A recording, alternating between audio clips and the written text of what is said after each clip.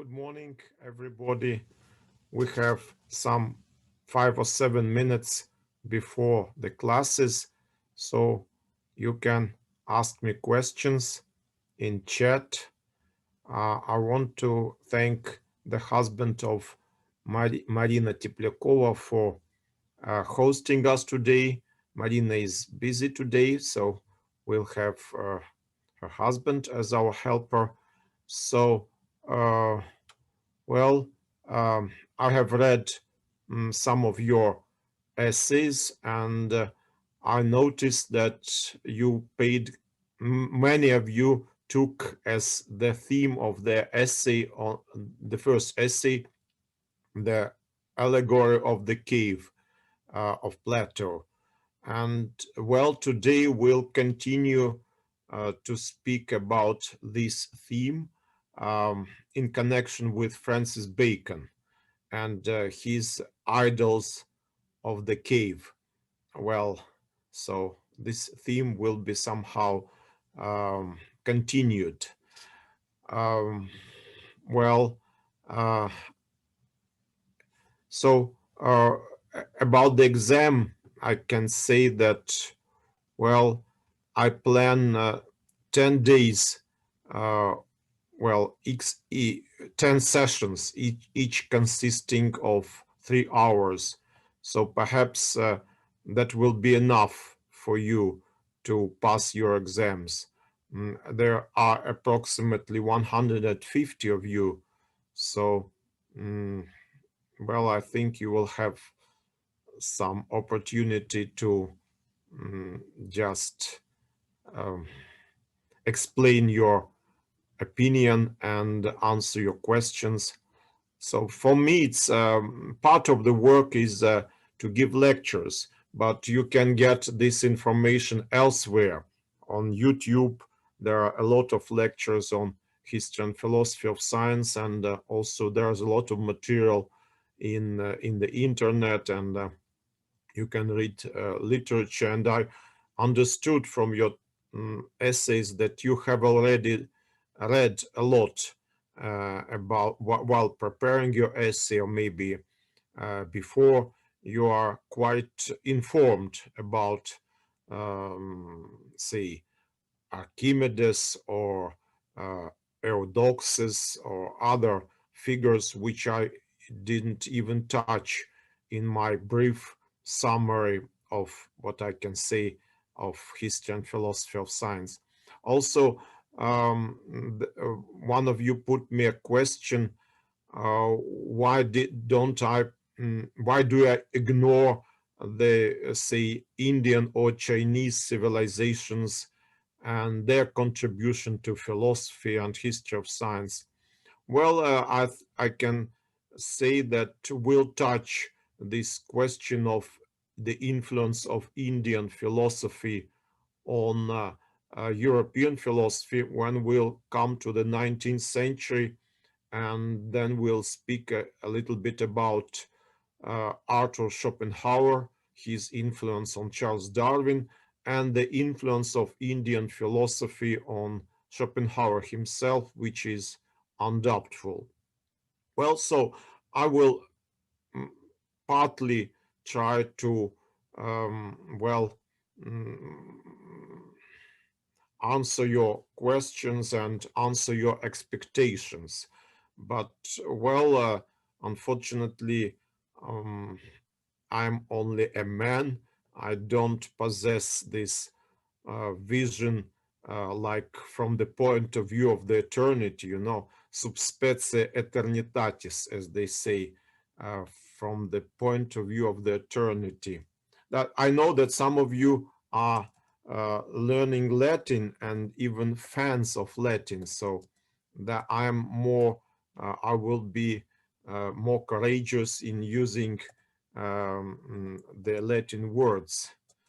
For those who know, eternitatis. Well, this is a eternitatis. So what is that? Sub specie eternitatis. It means from the point of view of eternity. Well, you shouldn't presume that you are speaking the ultimate truth about everything. We are all in process. You see, we are all evolving, and perhaps what is considered brand new today will be outdated in a couple of years or a couple of um, centuries, I would say, and perhaps they will smile at us, at our sort of pretensions that to explain everything, and better maybe say with Socrates that I know that I don't know nothing. Okay, that it will just close the question and sort of mm, stop all the criticism in my address. Well, if I take this all defensive position. So, okay, now it is, I think, 9 o'clock more or less. So we can, and there's a lot of people here present, about 50. So we'll start the lecture itself. So this is the continuation of the theme of the 17th century. So, 17th century, if we take only René Descartes, we'll have only one half of it, because the whole 17th century in science and in philosophy of science especially came under the slogan or a discussion: what is primary, uh, experiment or theory, or say empirical tradition or rationalist tradition. Okay, so and well, René Descartes is a representative of a rationalist tradition in philosophy. So he um, says that, well, remember from the previous lecture, his thesis that senses can elude us. So better abstain from this sensual world, try to go into yourself. And that was called by René Descartes meditation. Meditation. Well, I've explained to you this word that comes from the Greek word meleta, which means preoccupation. So be preoccupied with yourself. This is the motto of the rationalist tradition. Try to find truth in yourself, in your own concept, in your own intellect. Well, there was another tradition which I could say was expressed by another philosopher, not the French one, but the British one, and it was Francis Bacon. Francis Bacon. Well, I think Bacon is very important for us. I will just write the dates of his birth and death. So he's a little bit older than Descartes. He was born in 1561 and he died in 1626. Well, he lived all his life in England. Unlike Descartes, he didn't seek didn't emigrate. He remained in England in the center of events. He didn't shun the society. He spent most of his life in London, and he was also a chancellor of England, so he held an important post in the state. So if you remember the motto of Descartes, "Bene vixit qui bene latuit," which means good lived that man good lived who could sort of hide himself properly. So this hiding, this shunning from the public opinion, just sort of we can even say that Descartes is a patron of the Zoom conferences, because he seemed to sort of isolate himself in Holland, and he sent only texts to Paris, to say Amsterdam. Well, he stayed in Egmont. This is a very small town and a resort, Egmont. This is a resort in Holland. And well, now it's quite fashionable place, as the Dutch people said to me that it's a fashionable place, Egmont. It's in Holland. Well, but he sort of isolated himself from everybody. He didn't give public lectures, or he wasn't a professor of any university. So he only gave his texts from his retirement, sort of, or retreat. And well, with Bacon, it's quite another story. Bacon didn't also give lectures, but he was in the center of public life. Okay, so he was very accessible, and accessible even to criticism, because he was accused of taking bribes while he was the Chancellor of England. Well, he didn't. He said that he didn't negate this accusation, but he said that his taking bribes didn't have any influence on his decisions. Well, Bertrand Russell was very ironical about this saying of Francis Bacon, because he said this can be either proved or falsified. You see, so it's remained on his conscience. This public figure and his, what is important is his attitude towards the external world. I think that's somehow his psychological character coincided with his philosophical position. So do not shun from the world, do not try to escape from the world, and try to find truth in the things themselves or in the world itself. Because only reality, objective reality, can sort of be the ultimate judge of what is right and wrong. That was the Francis Bacon's position. I can find also there was a very curious feature of Francis Bacon, which was noticed by one of his first biographers. And it was, you can even disbelieve it, and many people just questioned this fact. But it's if we take it as an allegory, then it can be very productive because it is very spectacular. So it was related by one of his first biographers that every time when there was full lunar eclipse, Francis Bacon lost his consciousness or fell into a syncope. Syncope. It's like in Russian, it's obmarak, for those who know Russian. So he lost his consciousness every time when there was a full lunar eclipse. Well, he didn't notice it. He wasn't observing it. So how he felt it that there was this lunar eclipse? Well, we can say that it is just a tale. Maybe it's not objectively true, but here is the philosophical position that the reality takes sort of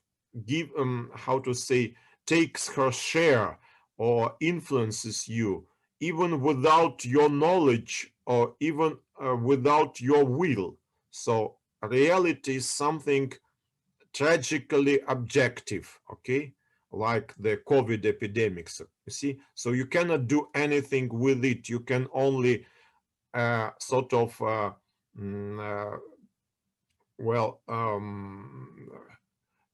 somehow get accustomed to it, or,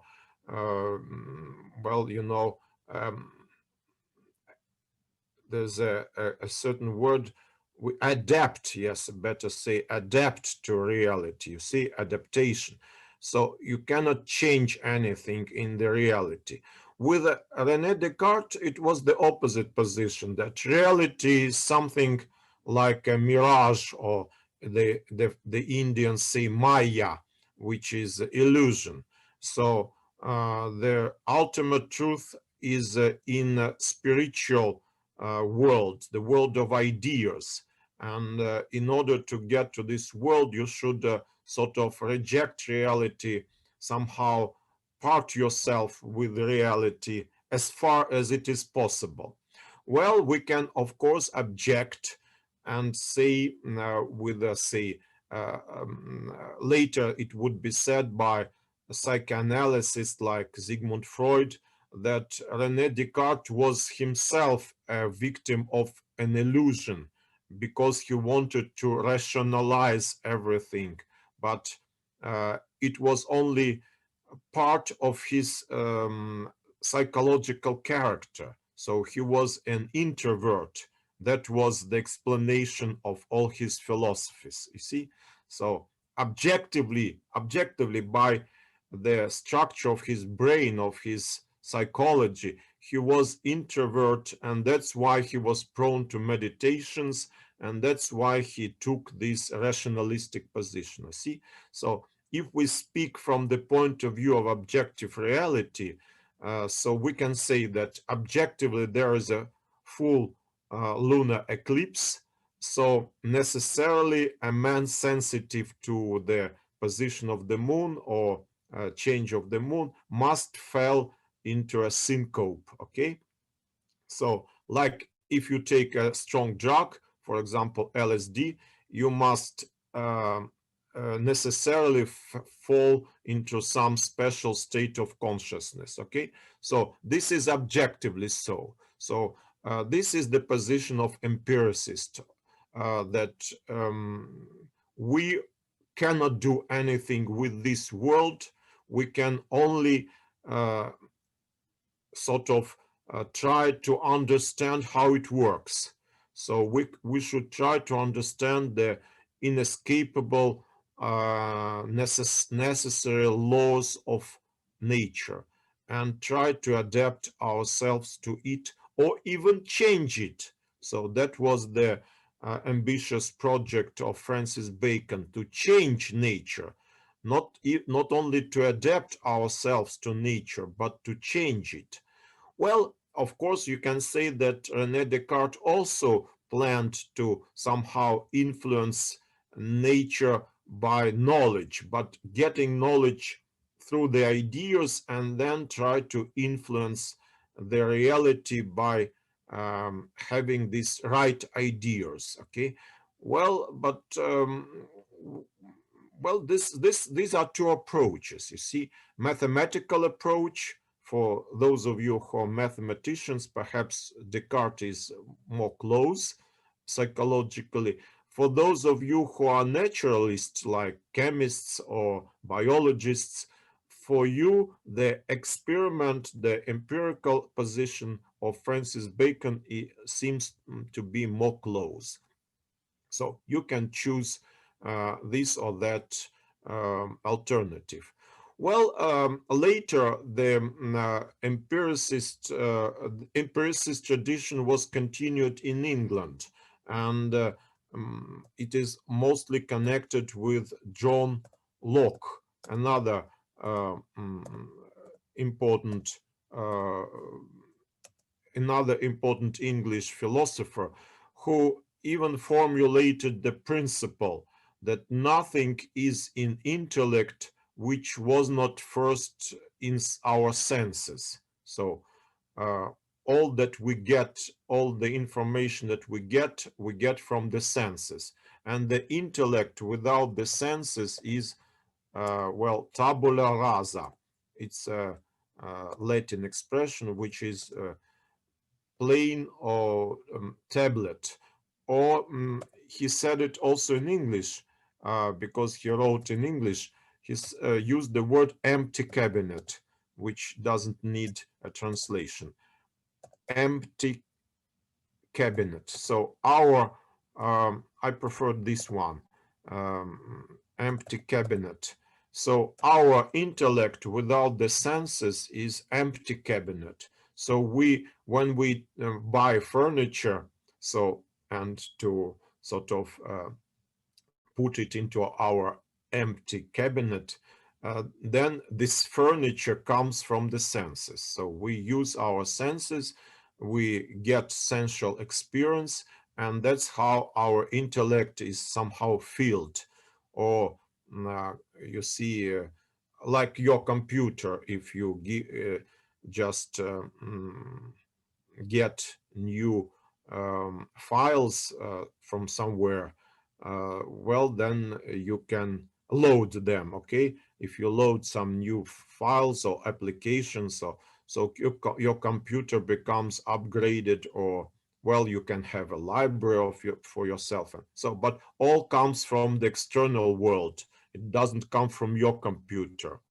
Well, of course, the rationalists, for example, Leibniz, also who just had a discussion with the Locke, could object that your computer is already in some like possibility of getting this knowledge, of getting of loading these files or applications. So there should be some software in your computer which permits him to get this or that information. If it was just a piece of iron, then it would not get any information, and you couldn't upload anything on it. Okay, so here is that this for Leibniz, God himself somehow prepared our intellect for receiving information from the senses. Well, here Leibniz was only echoing the famous dispute started by Thomas Aquinas.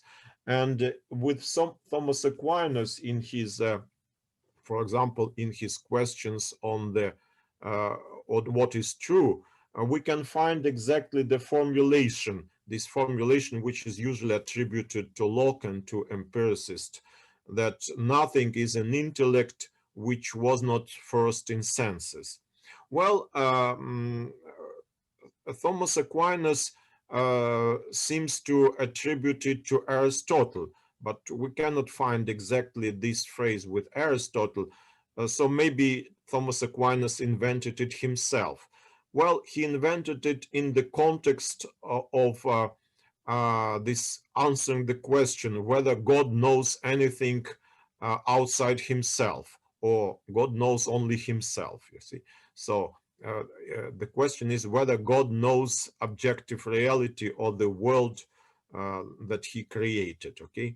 So the objections seem, you know, that Thomas Aquinas and all the schoolmen start with objections. So the objection was this one, that there's nothing in intellect which was not first in the senses. But God doesn't have senses. He doesn't have eyes or ears, or you know, so he cannot get the information about the outer world. So that's why he doesn't know the creation. He only knows himself. Well, of course, he answered this objection, and the position of Thomas Aquinas seemed to be like compromise, just like proposition of a compromise, that we receive information or truth both from the senses, from our senses, and from our intellect. So, well, maybe this position is the position of Leibniz. So Leibniz didn't sort of reject our possibility of getting information from the senses, but I think, and Descartes also didn't reject it totally. But the question is, what is the first? What is most important, intellect or senses? Empiricism, empirical approach, or theoretical approach? So this is, the core of the discussion, which was led throughout the 17th century and then continued in the 18th century. uh, and with David Hume and Immanuel Kant. Well, we'll speak about 18th century later.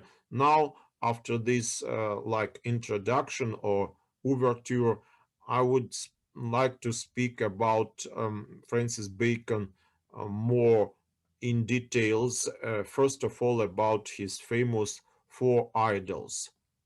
Well, first of all, I've told you that Francis Bacon was a prominent figure. He received his education in the Trinity College of Cambridge University. Well, he was not very much satisfied, as he said later, with his education, because at that time, in Trinity College, there was taught scholastic philosophy. Well, of course, when Bacon was born, he was born during the reign of Queen Elizabeth, so there was already Protestantism firmly established in England. So, but scholasticism somehow got along parallel to this Protestant sort of Reformation. So the educational system was not reformed.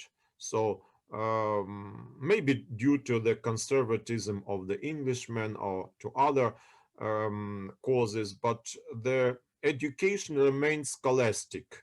The church was already renewed, reformed, but the education remained as it was. So Francis Bacon wasn't happy with the education he had received. And well, he said that the main drawback of this scholastic approach to nature is that it is not aimed at changing the world, but only is aimed at explaining the world. And also not centered even on the world itself, but just there are some trifles which are sort of in the center of attention of the schoolman, which hamper the schoolman or the philosopher to pay due attention to the objectively existent world of nature. Well, I told you already that Thomas Aquinas, for example, was very much preoccupied with the angels, the world of angels, of which, well, even if we get some, you know that if you are a mathematician, you can introduce some, say, complex number, for example, and then develop the whole strategy of working with these complex numbers and you understand. So of course, if you are a theologian, you can invent or introduce the concept of the angel or immaterial spirit. No, so yes, spirit that doesn't have body and has only intellect. And then you can discuss what are the properties of angels, where the angels are good or bad, can be good or bad, and so on. But it leads you sort of away from the objectively existing world of nature. So that's was the objection of Francis Bacon against scholasticism. Well, against Aristotle, um, uh, uh, Francis Bacon objected, well, he objected the so-called final causes. You know that Aristotle had four causes: material, formal, efficient, and final. Well, material cause is okay with it. Uh, it answers the question out of which a certain thing is built or made. The formal cause answers the question, what is this thing? So it's also normal. Efficient cause answers the question, how did it all start? So what was the motion that led to the sort of appearance of this thing? Well, but the final cause, which for Aristotle was very important, answers the question why, for what purpose does it exist? And this question Francis Bacon considered very noxious for empirical approach. So the empiricist shouldn't ask this question why, for what purpose. He only should explain how it works. Not these questions why are sort of not allowed, not to be allowed in empirical science. Okay. Well, these were the like the reservations or the criticism with which Francis Bacon received what he was taught in Cambridge University.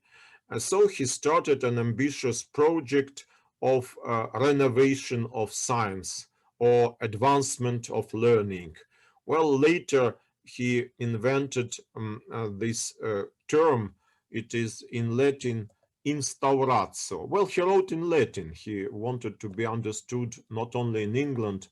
At that time, the English language was not the language of the learned. It was like a Swedish language or a Dutch language. So nobody on the continent spoke English. Instauratio.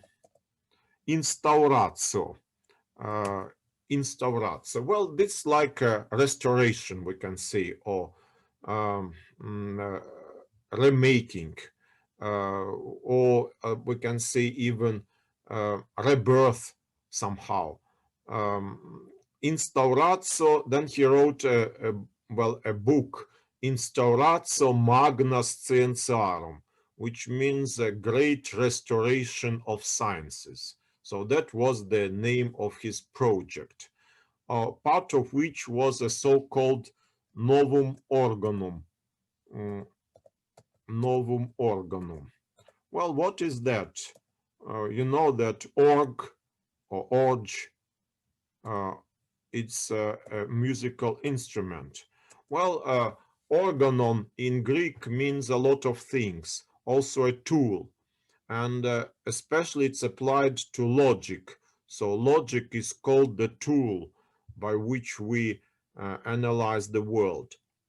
So novum organum here can be translated as the new logic. So what is that new logic? It's a inductive logic, sort of. That's logic which comes from observation. Because for Aristotle, logic is abstracted from any observations. It's just formal procedure, like mathematical logic, okay? So we don't need uh, empirical data in order to be logical. We can just remain in the frames of pure abstractions and be logical there. Well, for Bacon, it's not so. For Bacon, the source of the truth is the experiment or observation. So we, in order to get to the core of the matter, we should analyze the objective data. And so his new inductive logic is the tool with which we can get truth out of our observations. Of course, Bacon understood that in our observations there's a lot of chaotic element. So our observations, of course, can mislead us if they are not properly treated.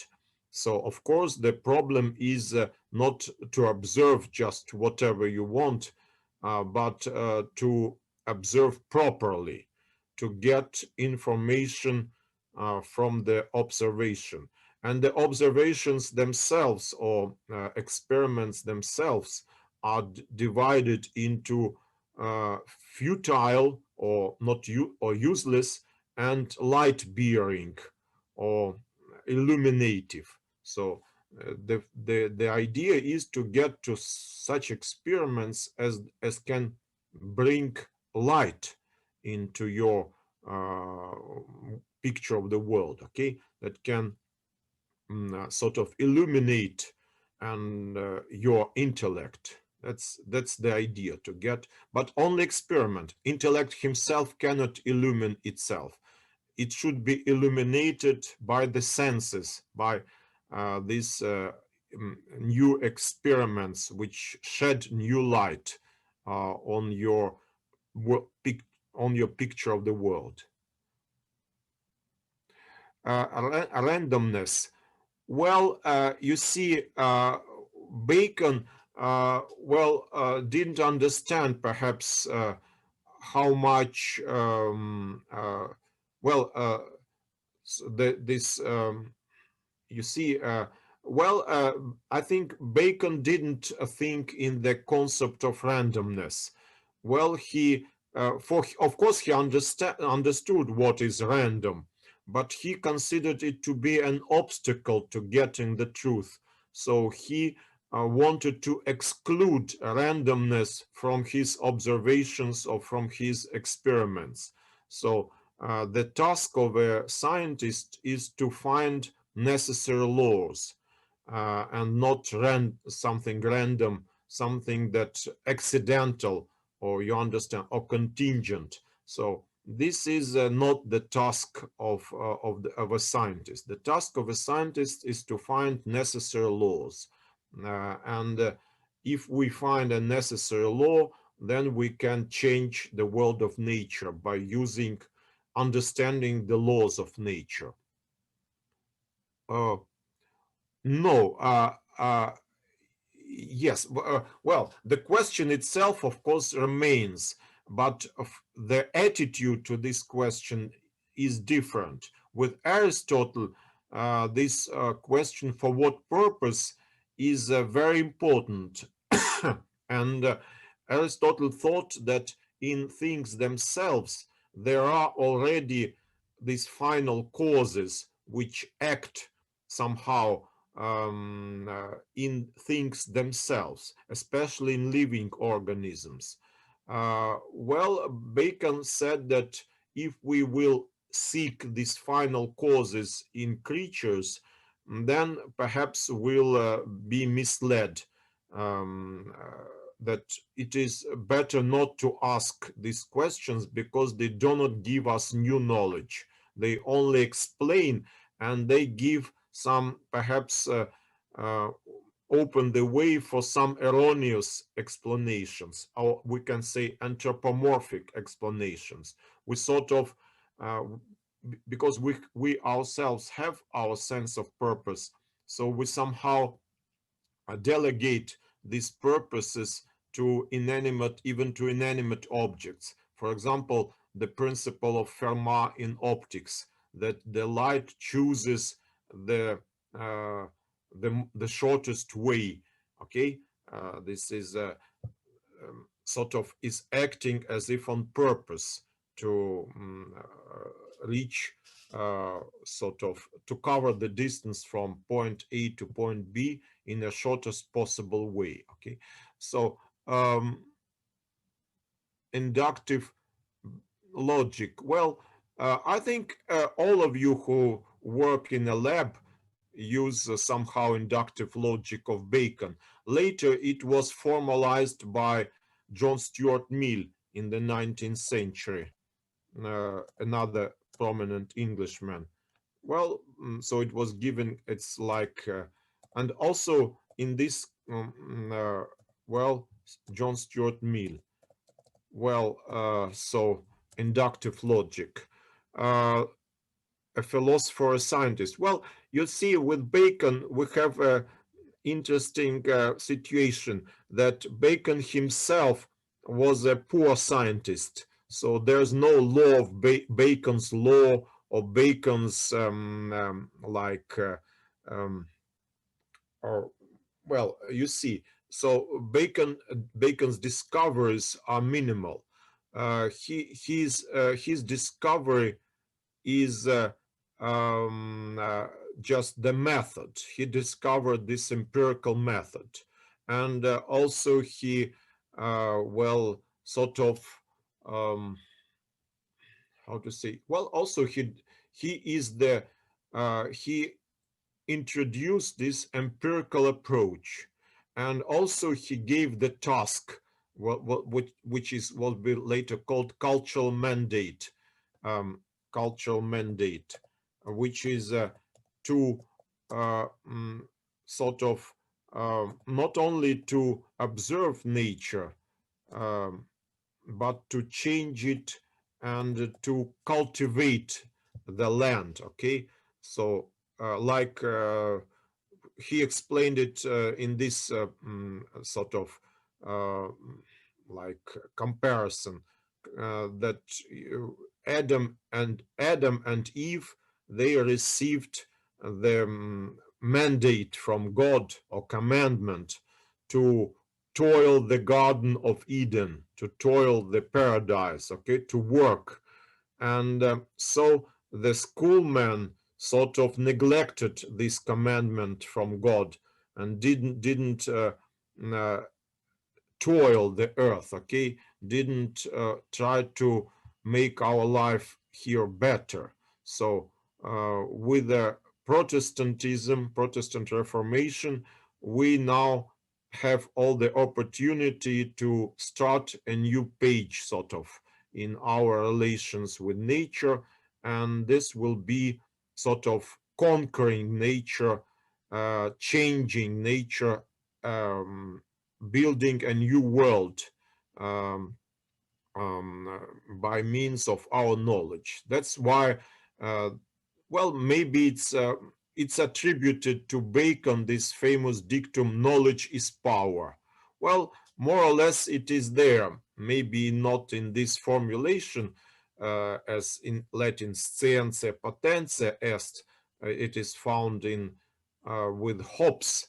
That was the pupil of and the secretary of Bacon, but still more or less near we can find some expressions in Bacon which we can say that he is the author of this motto: science, knowledge is power. Okay. Um, yes, of course. With Noreen, uh, not only me, but say, for example, Karl Popper or Bertrand Russell also will agree with you that inductive logics had its drawbacks, of course. Um, I'm not an advocate of Francis Bacon's approach. I only uh, modestly can say that he's the author of this uh, inductive and empirical approach, which of course has its drawbacks, but can also bring a lot of light into our knowledge.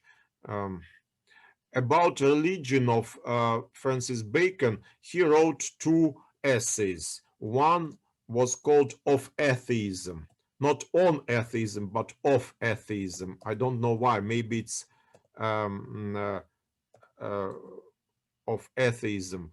Maybe at that time it was according to that Old English. And also he wrote Of Superstition, the second. So he was somewhere in between superstition, superstition and atheism. So it is like the golden rule of sort of the rule of the middle. Okay, so you should take the middle way between atheism and superstition. With superstition, he of course associated the Roman Catholic Church, as most Protestants did. Uh, but as for atheism, he also thought that this attitude is unproductive, and he said also in this essay on atheism that little knowledge can lead away from God, but more knowledge tends to return man back to the idea of God. So, well, whether he was sincere here or just adapting himself to the situation in his country, because at that time England was very religious and religious question played a great role. During the whole 17th century, the Puritan sort of reaction already was starting, and it all led to almost to a civil war, you see, and then Cromwell became the dictator, and he was, of course, his main slogans were religious slogans, Puritans, okay? they were fanatical, I think. Well, it was all only in the future. So, but the situation in the country was already sort of um, pregnant with all those future events. So, of course, to call himself an atheist in this situation would be like committing suicide. Okay, so Bacon didn't. He was too prudent to do that. But maybe he was religious himself of a kind.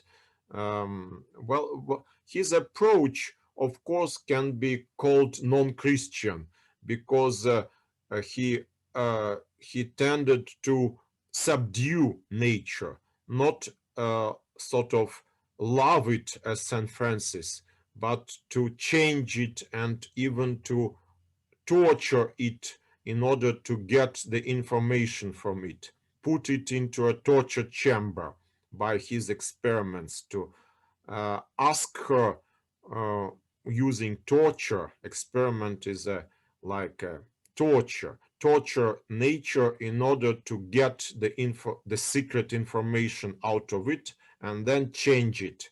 So later this would be in a Russian novel Fathers and Sons by Ivan Turgenev, that would be expressed in a famous dictum of Bazarov, that the nature is not a temple but a certain laboratory, okay, мастерская, well, just a shop, where a workshop where you work, okay, and the man is a worker in that workshop, okay. So you see, and also another Russian famous naturalist, Michurin, used to say that uh, um, we cannot wait for graces or from nature. We should take them from her. Okay.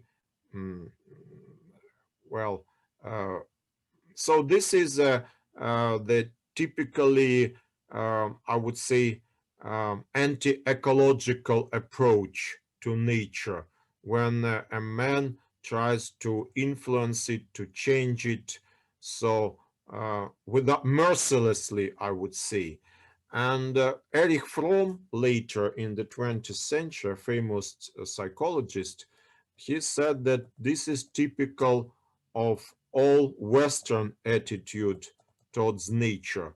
And in the East, for example, in Japan or in China, there is quite another attitude towards nature, that this attitude of like love, unity, and compassion. Well, we can find it all, not only in China, but here in Italy with St. Francis, for example. But, well, there are two attitudes towards nature. One is to conquer nature, to master nature, and the other is to somehow live in harmony with nature and even to learn from nature how to live peacefully with it. Now, with the research or just beginning of this ecological movement, of course, Francis Bacon is attacked, and his views are attacked by the so-called green ideologists. Okay, so you should also take this into consideration. Well, now, after a short break of 5 minutes, I will resume the talk about Francis Bacon, and I will concentrate on the so-called four idols, which hamper our, or you see, uh, which are noxious for our getting the true picture of the world. For idols, these idols are obstacles on our way to real knowledge, to truth. And here we find some influence of Plato, and we'll see in a few minutes we'll see what how really Plato and his allegory of the cave influenced this concept, Bacon's concept of four idols. Just I will before I will just enumerate them. First of all, in Latin, because they were written this. Uh, they are part of this Novum Organum, and this part was written in Latin, later translated into English. So idola, idola tribus, which is idols of the tribe, um, idola specus, idols of the cave or of the den. Uh, uh, well, uh, it's according to different translations. Some translate it as idols of the cave, and some translate it as idols of the den. Den, it's the same as cave, more or less. Mm. English word. And then there are idola 40, or idols of the marketplace or of the square, 40. And forum is a nominative case. And then idols of the theater, idola teatri. Okay, so in 5 minutes we'll speak about these idols. Just I will take a short break. Okay. No, no. So okay, let's continue, and uh, we'll arrange this table to appoint the exam date. I will ask Marina, maybe she will fix this table in on Canvas somewhere. Um, and also, I suggested to launch the group Vkontakte, but maybe this idea was not popular among you. So, well, okay, it's a technical problem, and I also am a great admirer of the idea of randomness, and I believe in the law of large numbers. So I think that you will distribute yourself automatically, and that order will come out of chaos. Okay, like the famous book of Ilya Prigozhin, Order Out of Chaos. So maybe your conflicting desires will somehow end in a kind of order, or more or less even distribution of people um, along these dates of exams. Okay, well, now with the idols. So first idol is the idol of the tribe, or this idol of this is well described by a comparison that our intellect is not a polished mirror, so it is like curved mirror. So we because our intellect is formed maybe by our education or by our birth or by innate qualities of all men. So this intellect cannot by its nature reflect the objective world in a proper way. So it distorts, you understand, distorts the images. Our intellect can distort these images. Well, this idea we'll find with, for example, Sigmund Freud, who was very skeptical about reason and intellect, and who said that our intellect is very much influenced by our unconscious or subconscious desires, for example.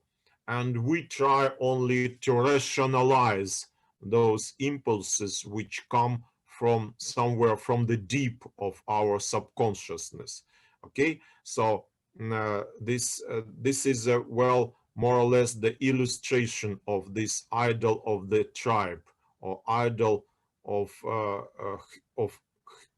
of gen idol. We can say also idola generis humani, or idol of human species, okay, as such.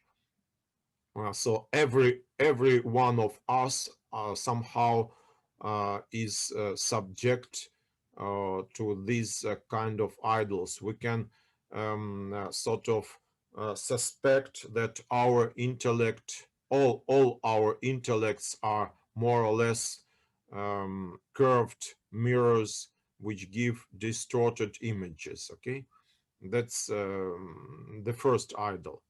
Then the second idol is the idol of this of the den, or of the cave, and this is exactly Platonic image. And in one of his, well, these idols were sort of discussed by Bacon in two works.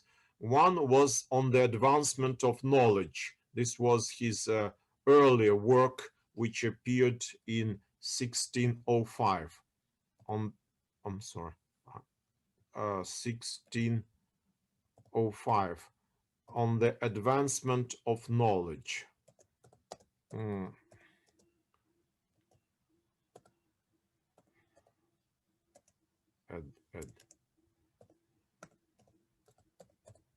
Advancement of knowledge. And here there are only three idols, not four. And they are expressed in a little bit different way, but they are recognizable. And the second one, the second idol, the idol of the cave, is expressly associated with Plato's cave there. So this is not my invention. This is a real fact. So you can Google it and see it. Well, that returns us to this my previous lecture, lecture number 2, where we discussed this allegory of the cave. And if you remember, because it produced, I think, some impression on not on all of you, but on some of you, as I could see from your essays. So here we deal not only with our natural qualities, but with our upbringing or education. Because you remember those guards who were showing images or shadows of those images to those prisoners in the cave.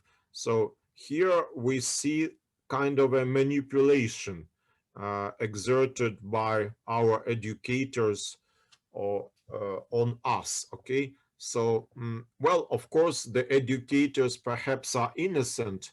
They wanted maybe the best, but if we take, for example, Soviet education, well, it had, of course, its pluses, but it had its minuses. Well, of course, foreigners and even young people of today cannot even imagine what was it, this Soviet education, and in what kind of a cave did we all live during, well, I lived during Brezhnev and Khrushchev, and some, my mother-in-law or my mother, they lived under Stalin, when the education was still more sort of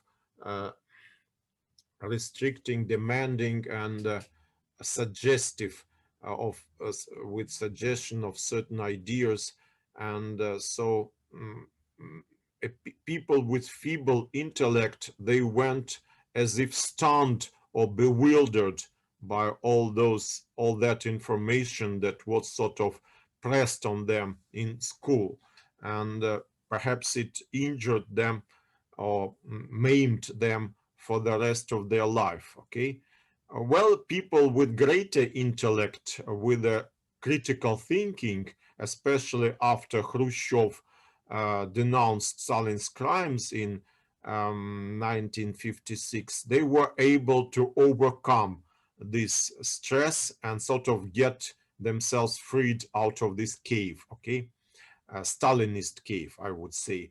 So, well, this is only an example. You can, of course, speak more broadly. We can speak about Christian education or Catholic education, Protestant education in particular, or we can speak about Muslim education, or we can speak about Indian education or caste system. So everywhere, in every culture, there are certain paradigms or certain like in sort of accepted positions, laws, consensuses of any kind. So we cannot be brought up in an ideal environment. So we are brought up in the real world, and our parents, first of all, then our educators have a certain plan how to influence us. So we are all in a certain sense in a cave, that's and become victims of these idols, okay? So we should first of all, according to Bacon, recognize it, and second, take care not to fall victim to those idols, okay? Well, if you ask me practical questions how to do it, well, again, Sigmund Freud suggested psychoanalysis, that you should analyze your education, your upbringing, your relations with your parents, and sort of get freed out of this influence which was exerted on you in your childhood, on you in your youth, okay, adolescent years. Well, it is one of the possibilities. There are others, of course. Uh, Now we come to the idols of the marketplace, or idolophory. Well, here maybe Latin language is more eloquent, because the word forum, the word forum is has more connotations, because now, especially with the advancement of the internet, we have these forums where we can express ourselves, we can sort of listen to other people's opinions, and here we can fall victim to idols of this marketplace, or these squares, public squares, where people use language which is not appropriate, or doesn't correspond to real facts or real phenomena. So this is a criticism of the language. So our language, according to Francis Bacon, is full of obsolete or erroneous ideas, maybe borrowed from the Middle Ages. Well, now, of course, it's not a problem. Nobody receives medieval education. Maybe only in some private Catholic schools, perhaps there are some remnants of the teaching of St. Thomas Aquinas, but the majority of you do not suffer from from the influence of medieval scholasticism. Well, we can say to a certain extent some are suffering from Marxist paradigm, or we can say also Freudian paradigm, because Freud also can be well, Freud and psychoanalysis, they produced a lot of words which seem senseless or devoid of meaning to those who do not accept the tenets or the premises of psychoanalysis, okay? Like, for example, sublimation, or um, narcissism. Well, but somehow these words become popular and are widely used. So when we use these words, these notions, we should take care and see where do they come from, what is their etymology, how they were sort of coined, and by whom, and with what purpose. Well, uh, well, you remember with Marxism, we have a lot of these new words like proletariat, or bourgeoisie, or class struggle. With Darwin, we have this evolution, survival of the fittest, struggle for life. Okay, so word is full of expressions or which are loaded with meaning. Not Roger Bacon. You see, yes, Roger Bacon was also spoke about some idols that, especially these authorities that can hamper knowledge. So I was also taking part in the translation of Roger Bacon from Latin into Russian. So when I thought was struck by the similarity of Roger Bacon's attitude and Francis Bacon. So I have just maybe a supposition that perhaps Francis Bacon, seeking the roots of his surname, maybe he came upon his his compatriot, but who lived in the Middle Ages, Roger Bacon, and maybe even borrowed some of his ideas. Well, this is possible, but they are two different personalities. So Francis Bacon, I gave his dates. He lived in the he was born in the 16th century and lived through the first quarter of the 17th century. And Roger Bacon was a Franciscan monk who lived in the 13th century, as you uh, mm, uh, just ably showed his dates of birth and death. And well, he was a kind of a heretic or suspected of heresy because of his maybe advanced views on knowledge. And well, um, he wrote a book, a very important book called Opus Maius, which dealt with how to get knowledge. And also he had this ambitious project to change the world through knowledge. But his idea of Roger Bacon, I'm now speaking about Roger Bacon, his idea was to find new arms in order to defend Christian world from attacks of Islam. Okay, so and Tatars. So he was thinking in military categories. Okay, um, well, 16th century is not the Middle Ages because according to periodization accepted by historians of philosophy and historians of science, medieval period ended with Renaissance. So more or less it ended with the 15th century.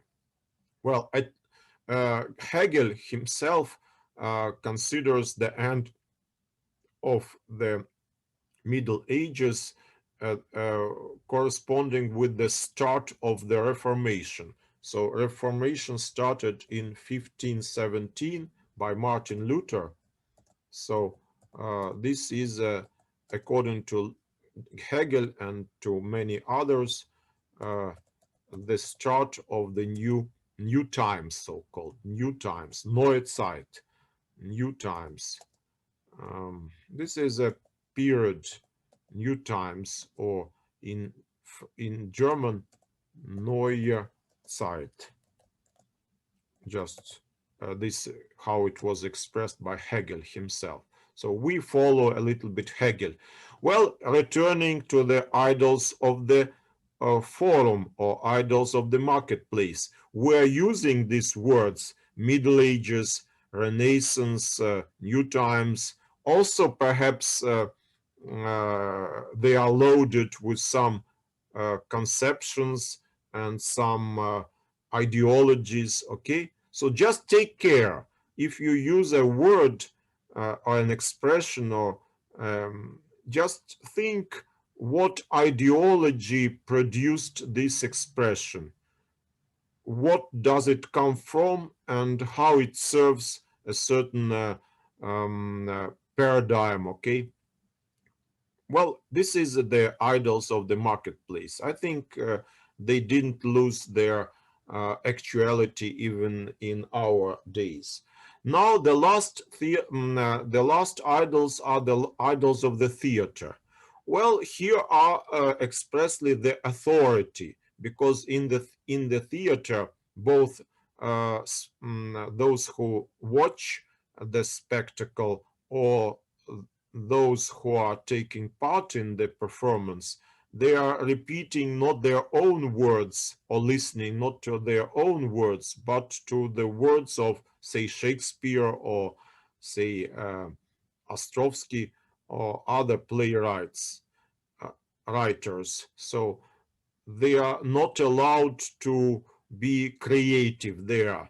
They only have to repeat what was already said. Okay, so uh, maybe, well, of course, my course is also full of idols of the theater, because even when I choose certain names, say Plato or Francis Bacon, I'm following a certain paradigm, okay, like a certain text of a kind of a theatrical performance, maybe staged by Hegel or Karl Marx or Karl Popper or Bertrand Russell or I don't know whom.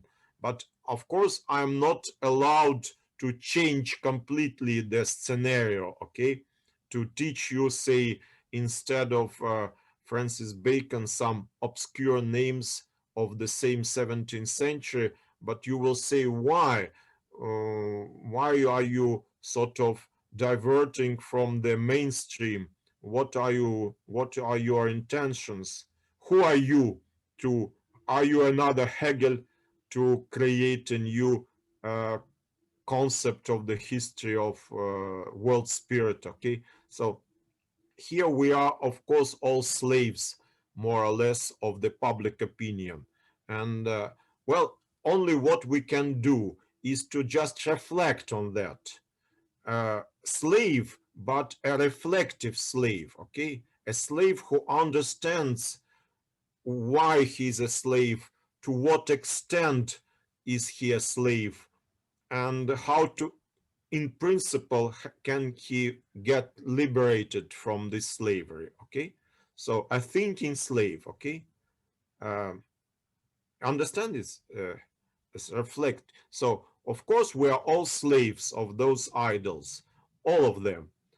We cannot get free from our human nature. We cannot get free from our education. We cannot get free from contacts with others, with from our language that we use or is used by our, say, friends or acquaintances or students.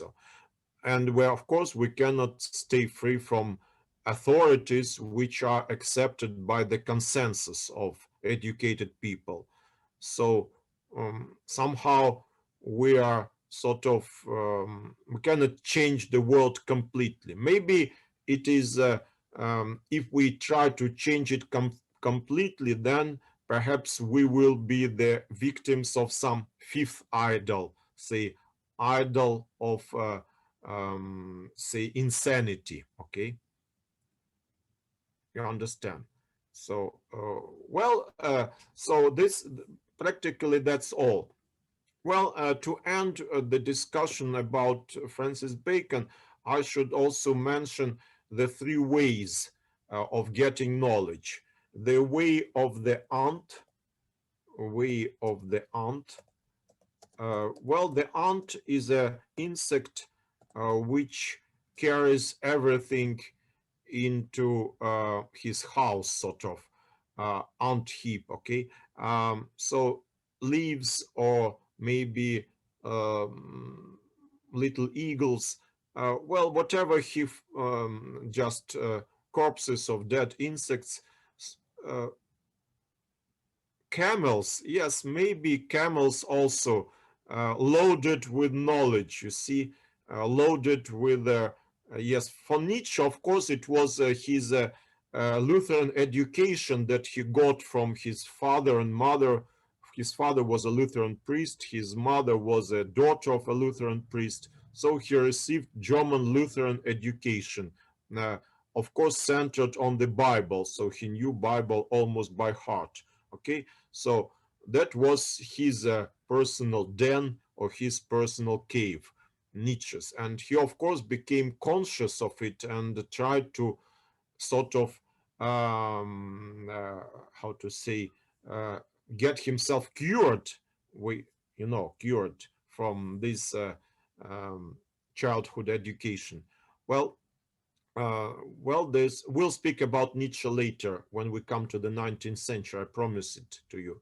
So, way of the ant. So, way of the ant is the way of those empiricists who are not properly discerning the how to say the empirical data that they get. So they cannot choose between really sort of enlightening experiments and those experiments that are sort of fruitless. Okay, so then there's the way of the spider. Way of the spider. Well, the spider, he is a theoretician like René Descartes who tries to sort of make the web out of his own ideas, out of his own reflections, without any connection with the outer world. Well, we can say here also the outer world somehow acts because if you want to distribute your net, you should choose the right corner, okay, or the right place for it. For example, a corner of a room where perhaps the brush doesn't get too often, okay? So also some deserted place, and also he's expecting some flies to get into his web, okay? So also somehow reality is present, but well, the web itself comes from inside, from the intellect. So here is this theoretician who doesn't pay uh, much attention to the outer world, maybe a schoolman. Um, Maybe, yes, some of the Greek philosophers, maybe the atomists were more sort of open to uh, experiments with the outer world. Also, there were some botanists, like, for example, Theophrastus, a pupil of Aristotle, who collected uh, much information about plants and minerals.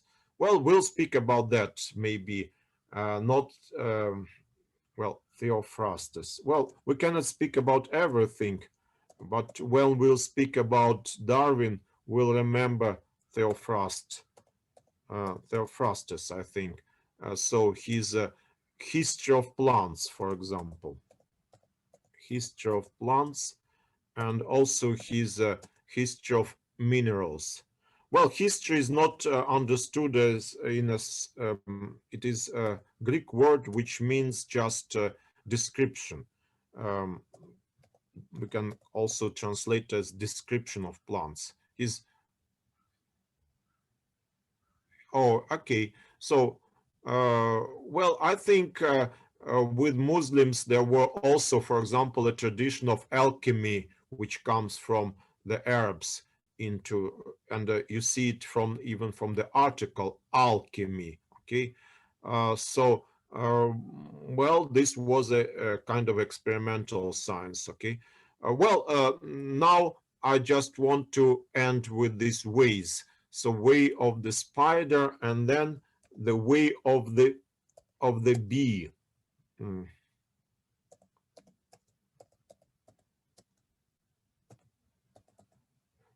So yeah, I'm writing it correctly.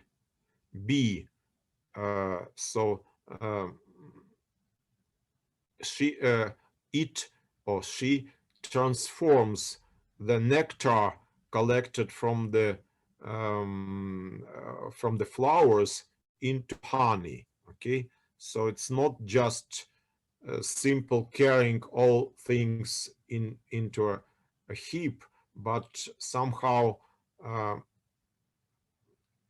uh, somehow uh, well, uh, changing, um, you know, uh, digesting your experimental data into something well, into some, I would say, theoretical conclusions. Okay, so theory is also present here.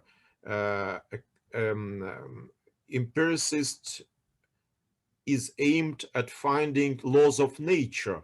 That means some theory of nature, okay? Some abstract suppositions of some abstract laws, but through experiment. Well, that is the way of the bee. Well, that is practically all that I can say about Francis Bacon. And now we'll, after the break, we'll um, uh, take a new subject. We'll continue with rationalists and we'll speak about Spinoza. Well, why Spinoza is important? First of all, because he's a favorite philosopher of Albert Einstein. And also because with Spinoza, we are introduced into this great debate of determinism and indeterminism, freedom of will and necessity. So this theme will continue up to the creation of quantum mechanics. Stoics. Well, Spinoza was a Stoic of a kind, yes. And also we'll have this, I would say, Jewish influence, because Spinoza, being a Jew, he was somehow free of Christian tradition and of, we can say, all the, well, Christian education, Christian concepts. And so this was like a new point of view, completely, well, I would say, from the new, well, just was from a new position. Well, it deserves to be spoken of, and usually I do it while giving a course on the history of science and philosophy of science, although Spinoza is not a great scientist himself, okay? He's a more or less well, he's well, first of all, a philosopher, but he influenced many scientists, especially Albert Einstein, and triggered a certain discussion between Einstein and Bohr, Niels Bohr, about hidden parameters, determinism, laws of nature, and so on, necessity of the laws of nature, and so on. Okay, so now I think 10 minutes or 15 minutes, I will ask you to give me for just relaxation, okay?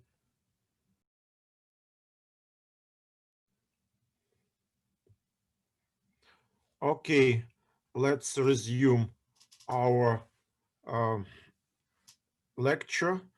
Uh, I have two questions. Minimum size of an essay.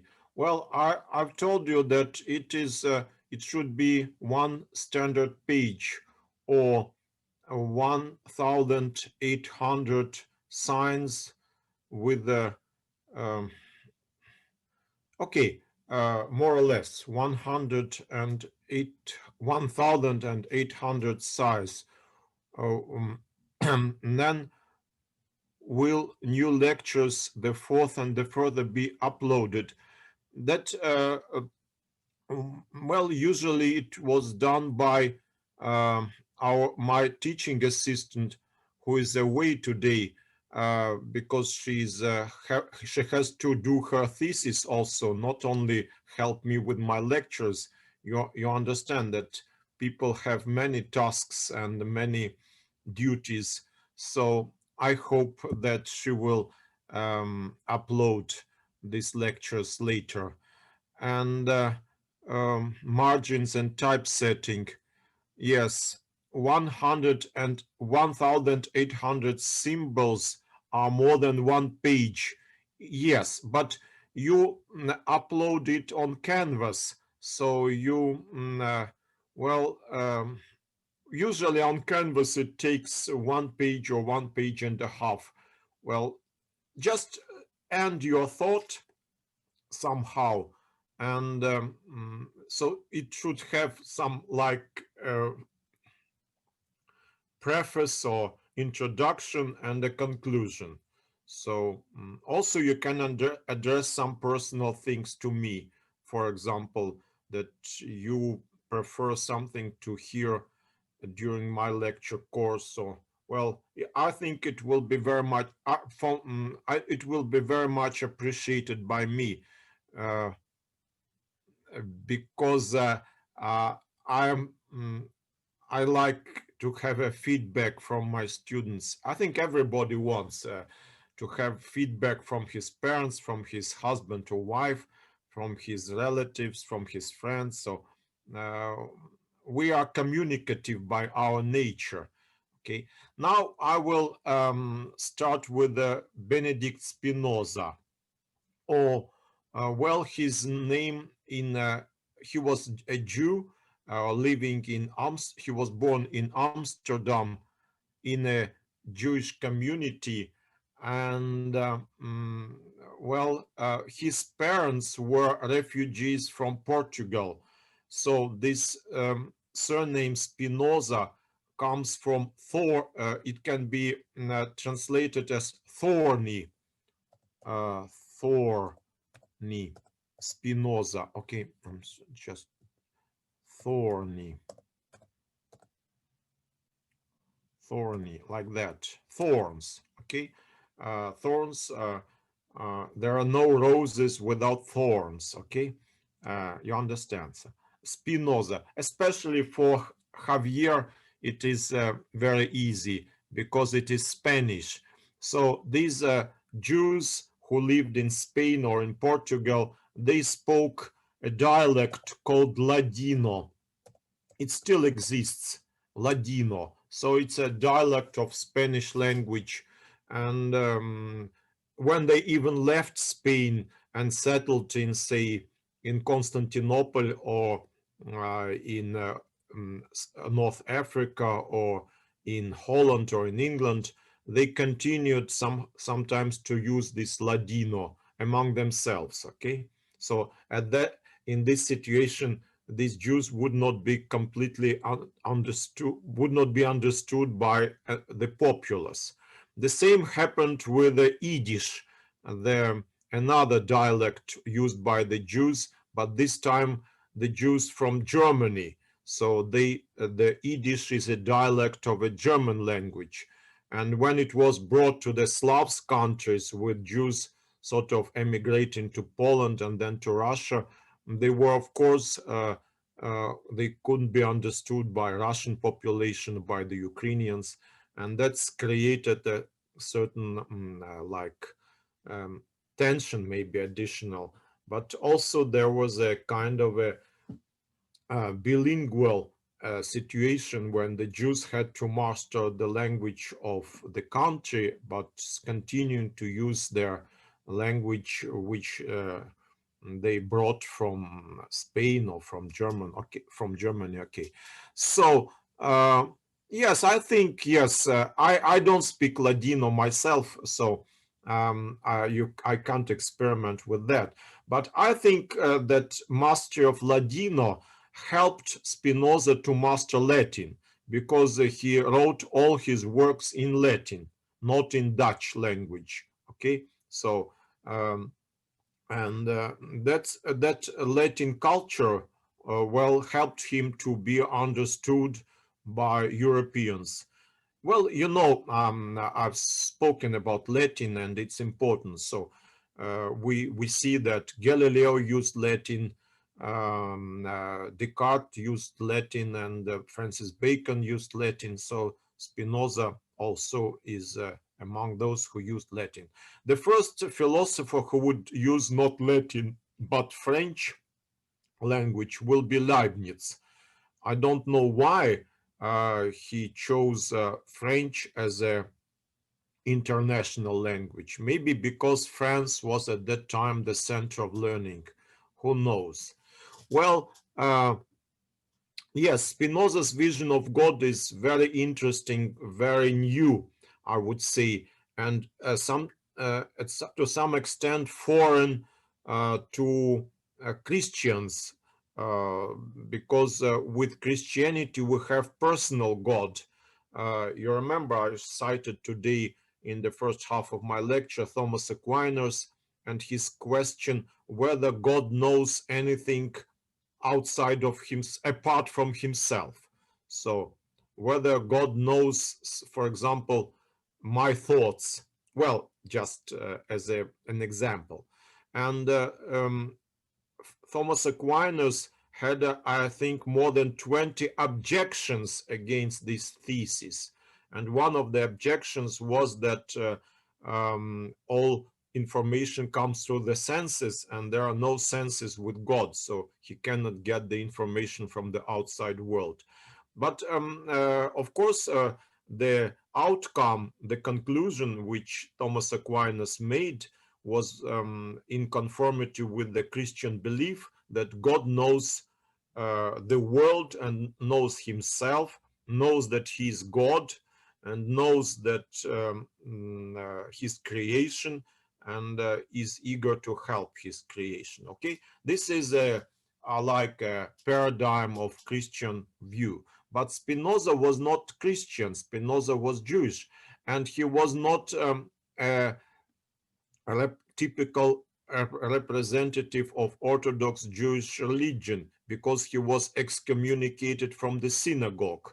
So he was sort of ousted, okay, just banished from the synagogue, okay. So he like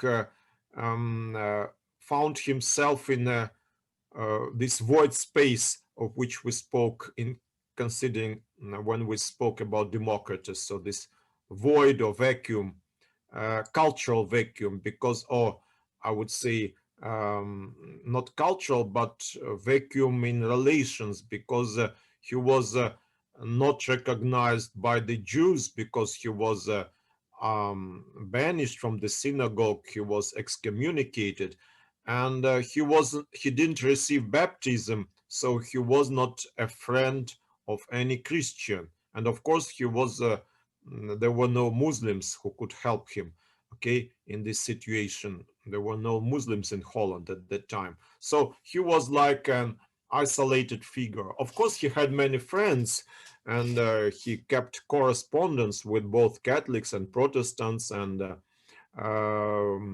Englishmen and German, and Leibniz himself went to the Hague to visit Spinoza and speak with him. He was also suggested a chair of philosophy in Heidelberg University in Germany, but maybe on condition that he would accept baptism. And that's why he rejected this proposal. He wanted to remain completely free of all religions and of all denominations, you see. So this is a unique personality in this sense. Well, now I will speak a few words about his biography. So his parents were born in Portugal, and so they received formally baptism in the Catholic Church. But Spinoza himself was brought up in Jewish community. So Jews in Holland had freedom of worship. So they had a right to pray as they want and to educate their children as they want. And so they were given certain rights, civil rights, and even privileges. So, well, this because Holland at that time was a very prosperous trading republic. It possessed colonies throughout the world, starting from Indonesia to the New York, which was at that time belonged to the Dutch and was called New Amsterdam. Well, later, I think in 1668, it was recaptured by English and given the name of New York.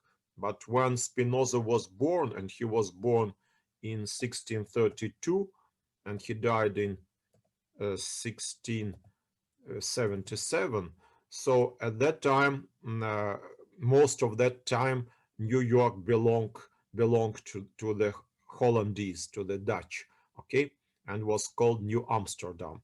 So even New York was at the disposal of these Dutch merchants and Dutch tradesmen. Well, the Dutch people, they were Calvinists, and Calvinism was, or it's like a denomination within Protestantism. So it differs in a had some minor differences from Lutheran branch of Protestantism and from Anglican branch, but it was very popular in Switzerland, especially in the canton of Geneva, and also in France, where these Calvinists were called Huguenots, and also in England, where they were called Puritans. Okay, so this was quite prominent confession or creed, Calvinism. And but in Holland, in order to promote trade and I would say civil peace, there was proclaimed so-called freedom of conscience. So people could profess any religion they wanted. If they were Catholics, like René Descartes, he was not bothered. He could remain a Catholic living in Holland. If they were Jews, they were allowed to have their synagogues. Now, if there were Protestants of different denominations, they could continue profess Protestantism. Well, only perhaps Muslims were not allowed to build mosques in Holland. I don't know why. Maybe there were no Muslims at that time just asking for that privilege. Well, maybe because mostly there was a state of war between the Ottoman Empire and European states, so perhaps the Hollandese were just afraid. Well, I don't know about that. So, of course, heathens were not allowed to build their temples, so some Hindus, for example, or Chinese. So, of course, it has this freedom of conscience, of freedom of religion has its limitations. But for Jews, they were granted liberties and freedoms. Okay. Yes, of course.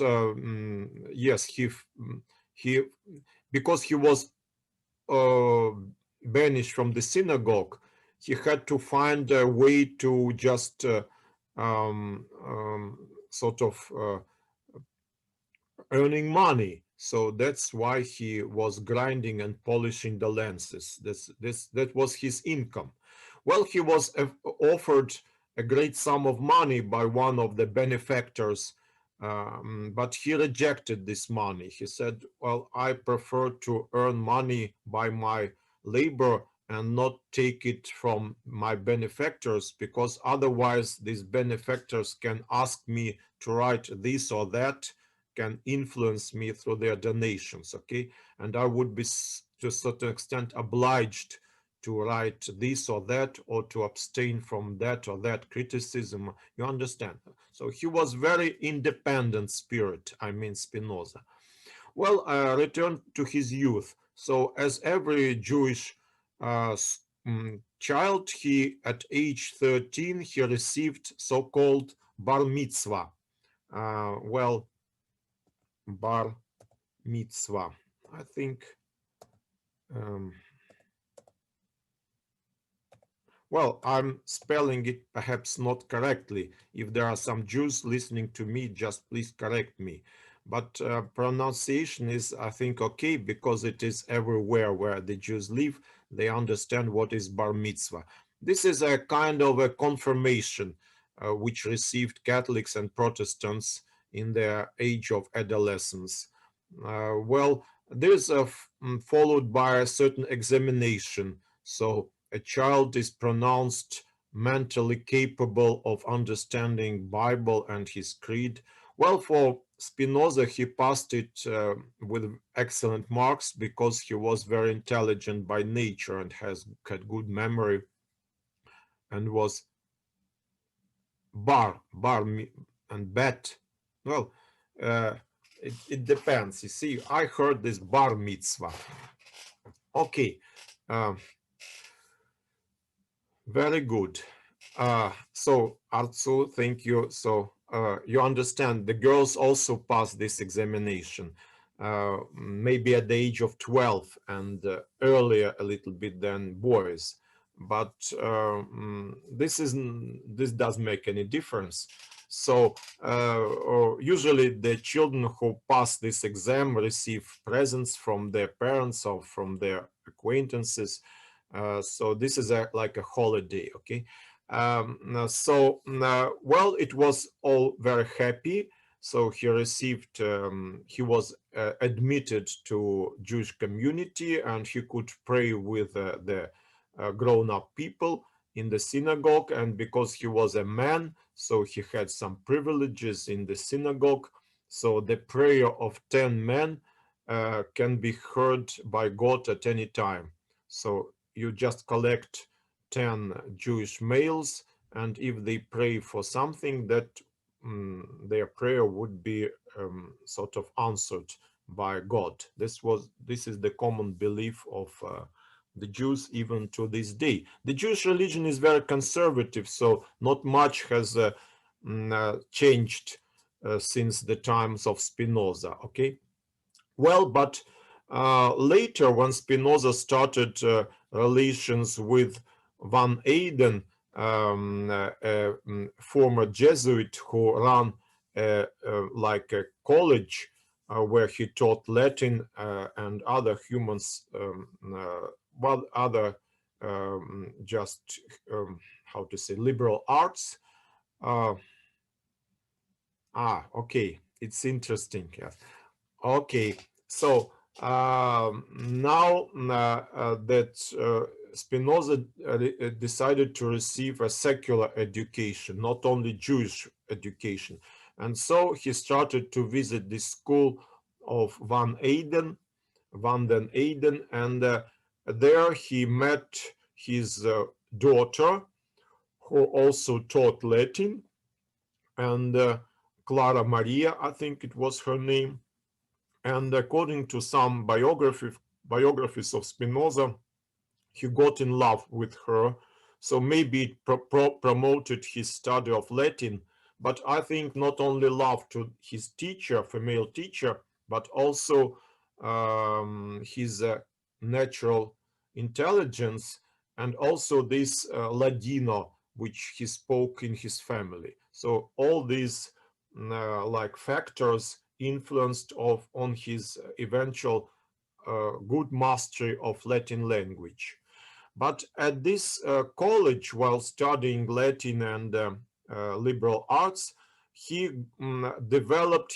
started to develop his own philosophy, which was not in conformity with standard Jewish orthodoxy.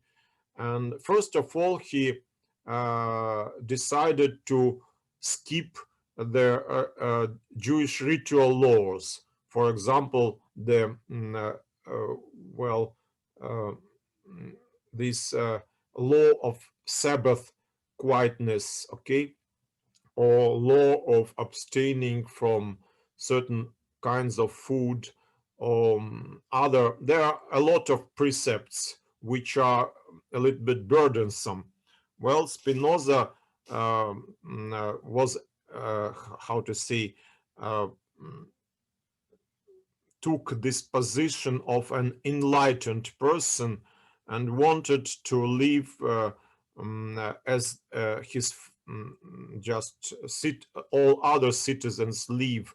So without receiving baptism, Christian baptism. So he wanted to sort of emancipate himself from these Jewish rituals.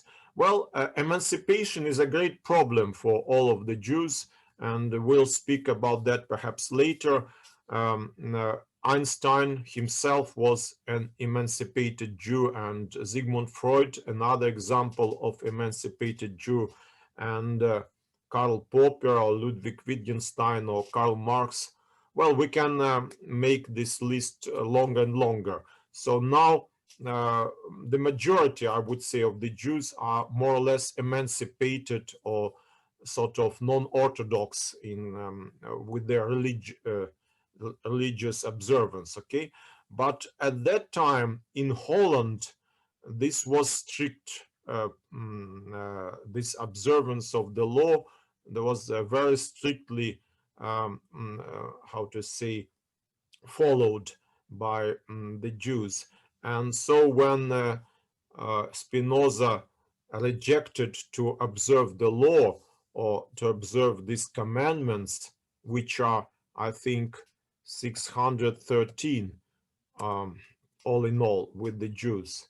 So he was at first summoned to the authorities and given a reprimand, and they sort of how to say, um, well, he was given a choice either to obey or to be banished from the synagogue. And so Spinoza didn't react positively and eventually was officially and solemnly excommunicated from the synagogue. So he remained since that time. I think it was 1654 or somewhere around this date. He was already completely free from all obligations, but also he was sort of without any connections, because all his connections were with the Jews. And well, he started already this education, secular education, and he had some friends among Christians, enlightened Christians. But this, well, there were called there was a society which called themselves collegiates. Well, collegiates.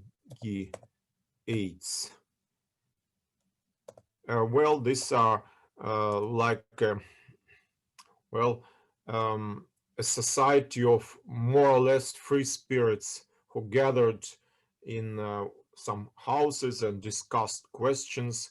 Well, but so maybe they somehow were the new milieu in which Spinoza sort of found himself. But still, he was formally he was without any connections, and he had that's why he started polishing lenses in order to get some income to continue just to earn money. Well, now he started his philosophical pursuits. And the first book that he published, I think in 1663, was the book on the philosophy of Descartes. It was called the, well, the philosophy of Descartes, from the demonstrated from the geometrical with the geometrical method, sort of. Well, you know that Descartes had this idea of Cartesian clarity, or to be clear as far as possible, so that his philosophy could be accepted even by the Turks.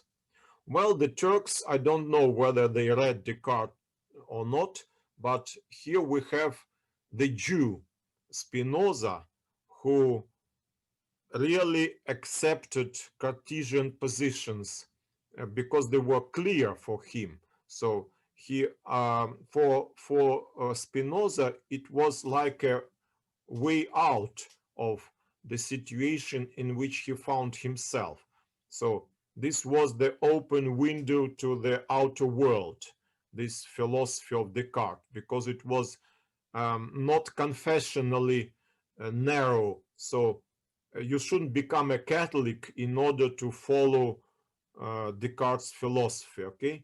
You shouldn't be also a Protestant. So you can remain of every confession, even Muslim, the Turk, so even a communist can also read and understand Descartes. So Descartes was understandable for all. That was his idea. So he was understood by Spinoza. But in what way? So somehow Spinoza uh, changed the main premises of Cartesian philosophy. For example, this idea of personality. You remember, this is a most weak point of Cartesianism. This idea of ego, the idea of the indivisible, unique thinking I. Well, later it was criticized by David Hume, who called this concept of I a bundle of perceptions. So there is nothing that unites our perception in one bundle. So there's no string which sort of unites these different perception in one bundle. So this just flow of consciousness. Okay, so there is no nothing under it. Only we sort of agree to call it I, but this is only a product of our speech, of our agreement. There is nothing like this immortal soul which Descartes wanted to prove, but he failed to prove it. Immortal soul. Well, if there were a mortal soul, that would be the center of our personality. Then we could say that all of you, there's a 185, I'm sorry, 125 participants, including me. All of us have this immortal soul. So there are, according to René Descartes, 125 immortal souls or persons taking part in the discussion. Okay, so you can enumerate these souls. Then you can start to enumerate the souls that do not take part in today's discussion. So, say the parents of those present, or the brothers and sisters of those present, then the great grandparents, um, you see. So then you can count all the men who have immortal souls and will have immortal souls in the future. And if you are God and regard it from the point of view of eternity, then you can count all the men who were born, are now present, and will be born on the whole earth. And you can come to a certain number, you see? And for Spinoza, it was unacceptable that we will have a certain number of men or number of immortal souls, okay? Because this number will have to be explained somehow. Spinoza gives a number, say, if there existed on earth only 20 men, you see, 20. So this 20 had to be somehow explained. Why 20 and not 30, okay? So this will be a certain world constant, okay? So it is the problem of contingency, of course. So this is with here we touch the problem of contingency. And according to Spinoza, in nature there's nothing contingent. Well, I'm translating from Latin into English. He wrote in Latin. There is nothing contingent. So there cannot be, say, 20 men on Earth or 20 milliards of men. That doesn't matter. This is an example. So only we can speak about either infinite number of men and women, so, of course, or we can speak about that man is not a like isolated person with the immortal soul, but is a kind of part of the whole. Okay, so we are part of one whole edifice, which is the world. And God himself is also part of this edifice, or better say, God is the whole universe. So God is this nature, and not a creator who created this world out of nothing. Okay, so this system is called pantheism. Well, of course, it is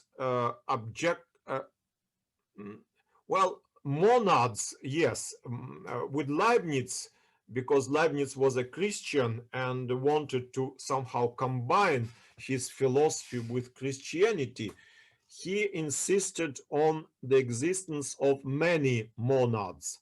For example, for Leibniz, there was no question of the number of these monads, because if this number would be finite, he could explain it with God's will, or so-called predestined harmony, that in order to make this world the best of all possible worlds, God have chosen certain constants or certain numbers of, say, immortal souls or events or even physical constants in order to make this world the best of all possible worlds. So it has a like an explanation. With Spinoza, there was no God as a separate monad. So there was only one monad, if we use the language of Leibniz, and this one monad was the whole world with all its inhabitants, including humans, including Spinoza himself. So this world intelligence, of course, it is present in the world, but it is somehow found everywhere. Uh, as and also matter. Also matter is everywhere. So we cannot divide also matter and intelligence into two separate entities. So we cannot speak about, say, angels as pure intellectual spirits. We cannot speak about God as a pure spirit. We cannot speak of a man as a person who has immortal soul and a body, and a combination kind of body and soul. So here all is this like spirit permeates matter, and you cannot divide spirit from matter. It's, well, there are like attributes of this one world substance, but they cannot be separated from each other only mentally, but not really. So now there is no contingency in the world. So Spinoza was greatly preoccupied with sort of banishing all this contingency, or all that reminds of you of any contingency out of the world. So first, which he had to banish, is the idea of a free will. Free will. And here he parted with René Descartes, because René Descartes wanted to hold this position that free will exists, because it was one of the tenets of the Catholic religion. He didn't want to be accused of heresy. So according to Descartes, liberum arbitrium, as he put it, liberum arbitrium, although it is a kind of a mystery, it still exists in the world. Well, in private cogitations or private thoughts of René Descartes, there's a phrase, tria mirabilia fecit dominus. I'm just writing it in Latin for those who like Latin.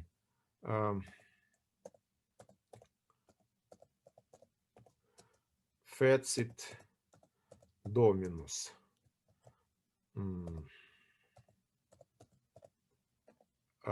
Then res ex nihilo, or a thing out of nothing, or world out of nothing, ex nihilo.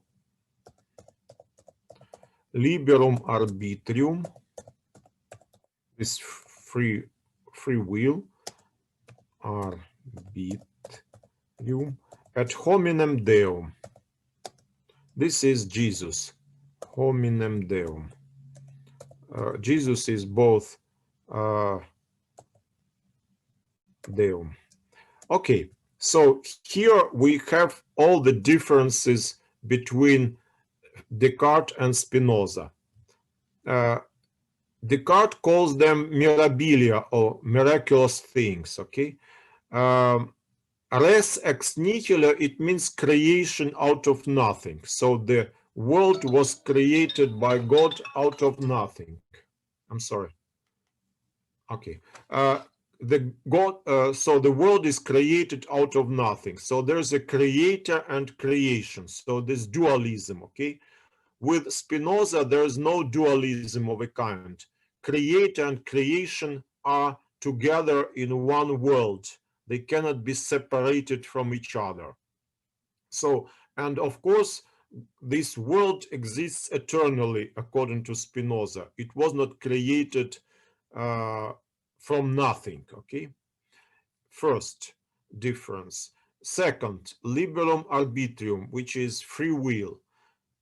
With Spinoza, there is no such thing as free will.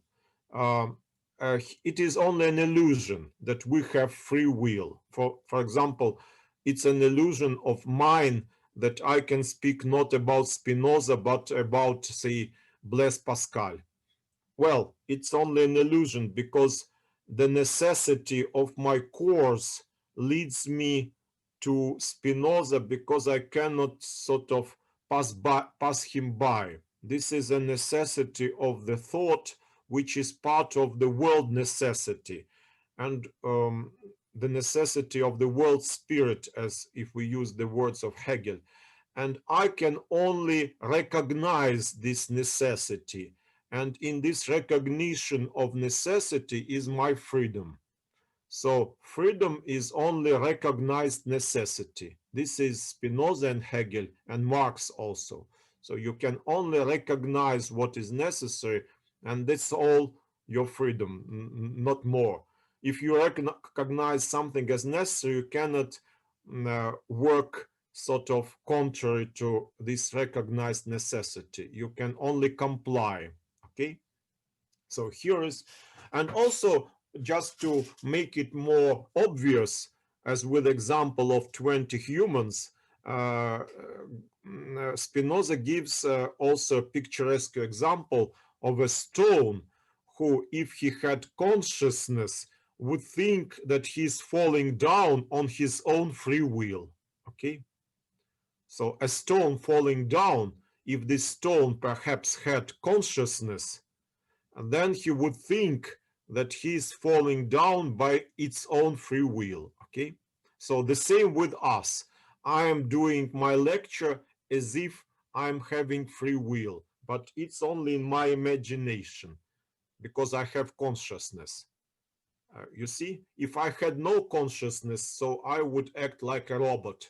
So I would deliver, like Google Translator, I would just deliver a lecture like a combination of words, you see, and of course there will be no free will there, only can be a generator of chance numbers, okay? If you want some free will here in computers, then you just insert some generator of chance numbers, and so you will have every day another picture on your computer. See, so it would seem to you that your computer has free will, but it is you who gave it this opportunity to change, okay?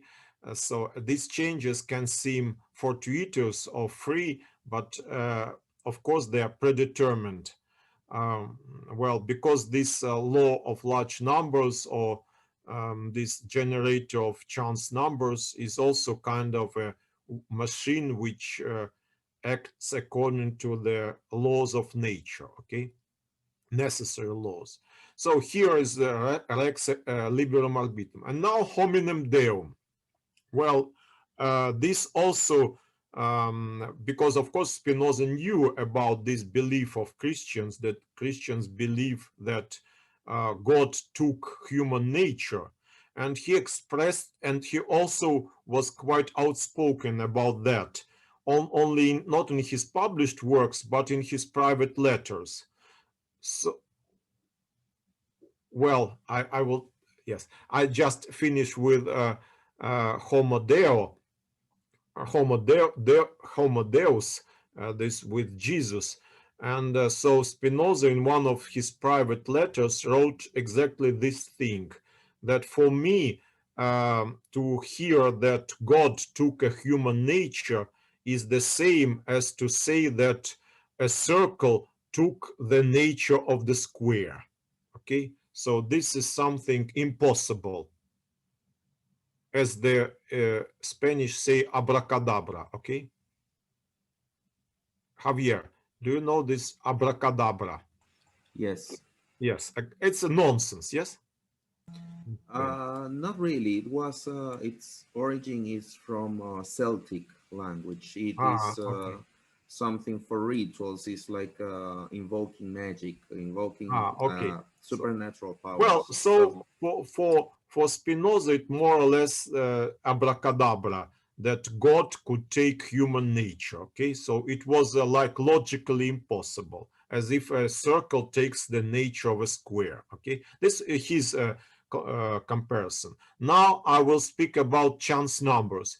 Yes, well, of course, for Spinoza, chance is a reality that is not understood. If you don't understand something, that will seem you a chance. So, for example, the earthquake, or the, say, the storm in the sea, that would seem you a chance event, because you don't understand uh, what caused this event. So this is these chances, which are sometimes bring death, or like misery to humans, they are looked upon by the multitude, as Spinoza said, with reverence and with fear. And that is why they start to pray gods in order to somehow escape from these chance events. Okay, this is the cause of all religion, that people are afraid of these chance events which they do not understand, and so they invent some mechanisms, or some like tactics or strategies, in order to cope with these chances, which are can bring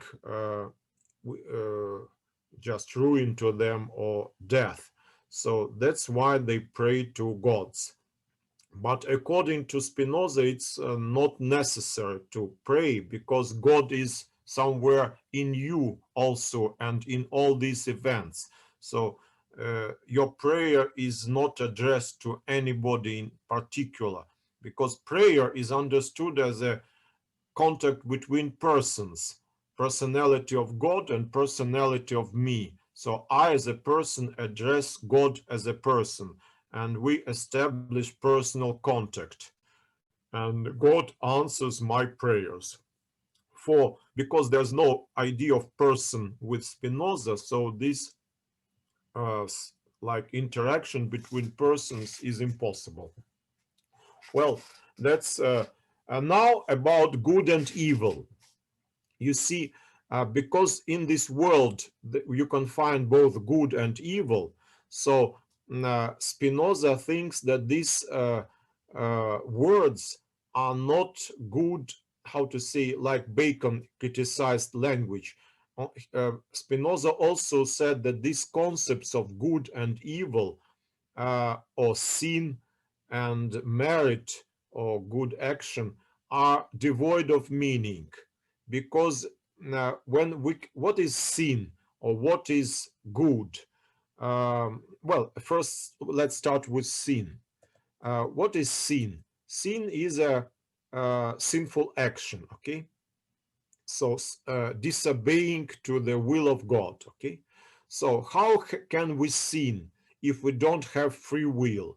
All our actions are necessary, sort of flowing out of us, or if we use the language of Neoplatonists, emanating from us. So we cannot sort of be imputed with these actions or their consequences because we don't have any free will. We don't have a possibility to choose between two strategies of behavior. So this sin is an empty word, the word devoid of meaning. So it is used, of course, in the marketplace or in the forum, if we use the language of Francis Bacon. But it is not it is like a word that is has no reality under it, okay? Only some consensus between humans. So the same with good and evil. Good and evil. Well, it means that good and evil fortune, for example. So you can say, well, I did a good lecture, or I did a good job.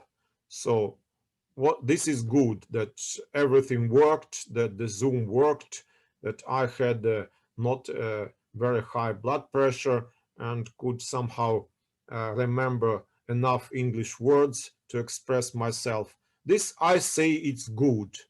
But who knows what is good and evil? All this is part of the world, you see. So maybe evil is like the other side of the good, okay? This later it will be developed by Hegel in his famous dialectics. So maybe this contradiction between good and evil is fruitful and can lead to some uh, also good, again, consequences, like struggle for life in Charles Darwin's evolution theory, okay? So these concepts are relative. People regard something as evil and something as good, but they are mistaken. In reality, there is only one world, which better to regard with indifference, like the Stoics did. And therefore, Spinoza writes, you should not laugh, you shouldn't cry, you should not despise anything, but you should understand. This is the position of a wise man, not to regard something as good and to laugh or be uh, sort of in a good mood, not to regard something as evil, not to cry about it, for example, about your lost possessions or about ruined health, but try to understand that this your malady is caused by a virus, okay? Just understand it and be content with this understanding. Don't cry, oh no, as you know in the blockbusters, oh no. This is for this expression, this way of behaving is nonsense, not wise, according to Spinoza. You should take everything with a uh, mm, like equal soul, okay? So equanimity, I don't know, just with a kind of detachment, okay? Um, and but not detachment properly speaking. You should understand. So your goal, your purpose is not to just be emotional about something, but to understand what are the hidden causes of this or that event. This sort of stress on understanding, I think it is what sort of made Spinoza the favorite philosopher of Albert Einstein. Because first of all, Spinoza answered the great question put by Einstein, why this world is comprehensible? Why can we sort of understand this world, how it goes. What is under our sort of capacity as scientists to understand the world? So it couldn't be understood if it had no idea under it. So there should be some intelligence in this world, sort of like somehow embedded in it. You understand? Intelligence within this world. There is some intelligence, but not outside this world, but in this world. In this world is the idea. And we can detect this idea because it is already there. So we can find it there by using our intelligence. Yes, first. And the second is that we can understand, and this understanding is the work of a scientist. So a scientist is a person who understands, who finds the hidden causes of the event. To understand is to find a cause. And to find a cause means that because all that happens happens necessarily, so there's nothing contingent in this world. That's why we are sure to find some cause. And that was the problem which divided Einstein and and Niels Bohr and others, other ideologies of the so-called Copenhagen interpretation of quantum mechanics. That we'll speak later about that. This is the problem of chance and necessity. Okay, so the problem of whether all the events, the quantum events that happen in this world have their causal interpretation or causal like explanation. For example, the radioactive decay of this or that atom in this or that point of time. Okay, so here is a basis for future great discussion, which will happen, of course, in the 20th century, when we will know much better what is the world as it is. Of course, for Spinoza had no idea of quantum events, of say radioactive decay, or say change of states in the atom, hydrogen atom. So of course this will come later, and when these events would be sort of discovered by scientists, then the philosophical reflection will be productive. But the reflection itself will follow the how to say, the formalism developed by Spinoza. Not only by him, but of course he was preceded somehow by Roman Stoics here, and he will be succeeded by Georg Hegel, who will be the also continuator of Spinoza's philosophy in the 19th century. And also to some extent by Karl Marx and even Sigmund Freud. Because for Freud also the problem of understanding the cause of mental diseases, the cause of neuroses, and say,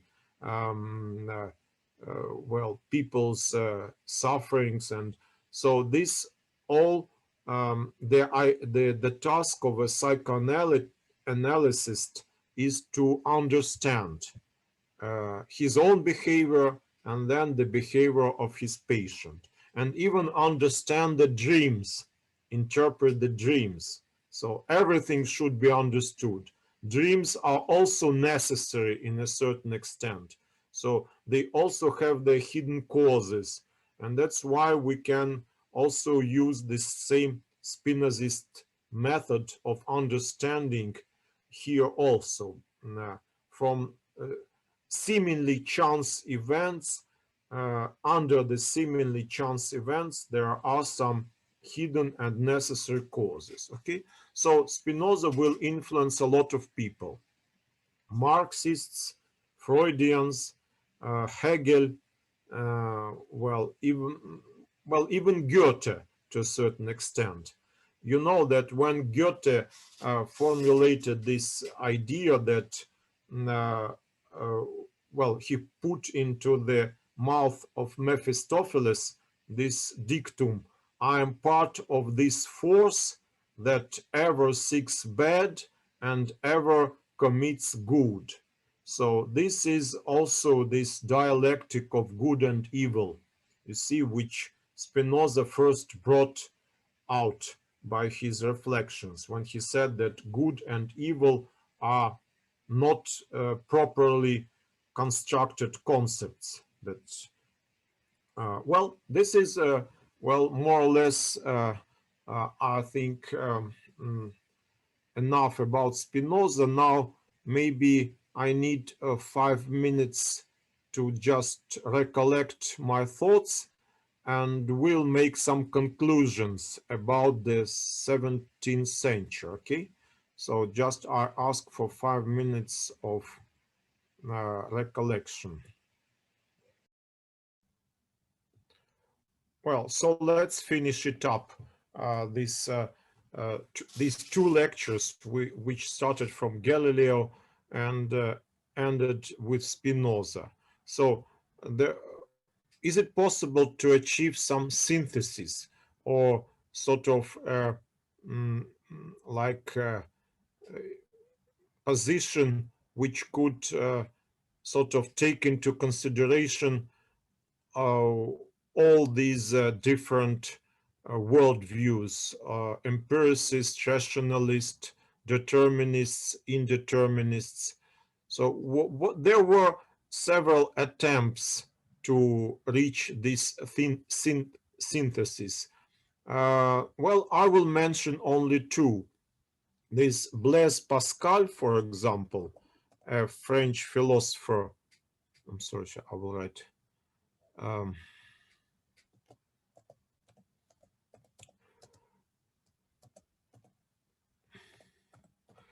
and Gottfried Leibniz.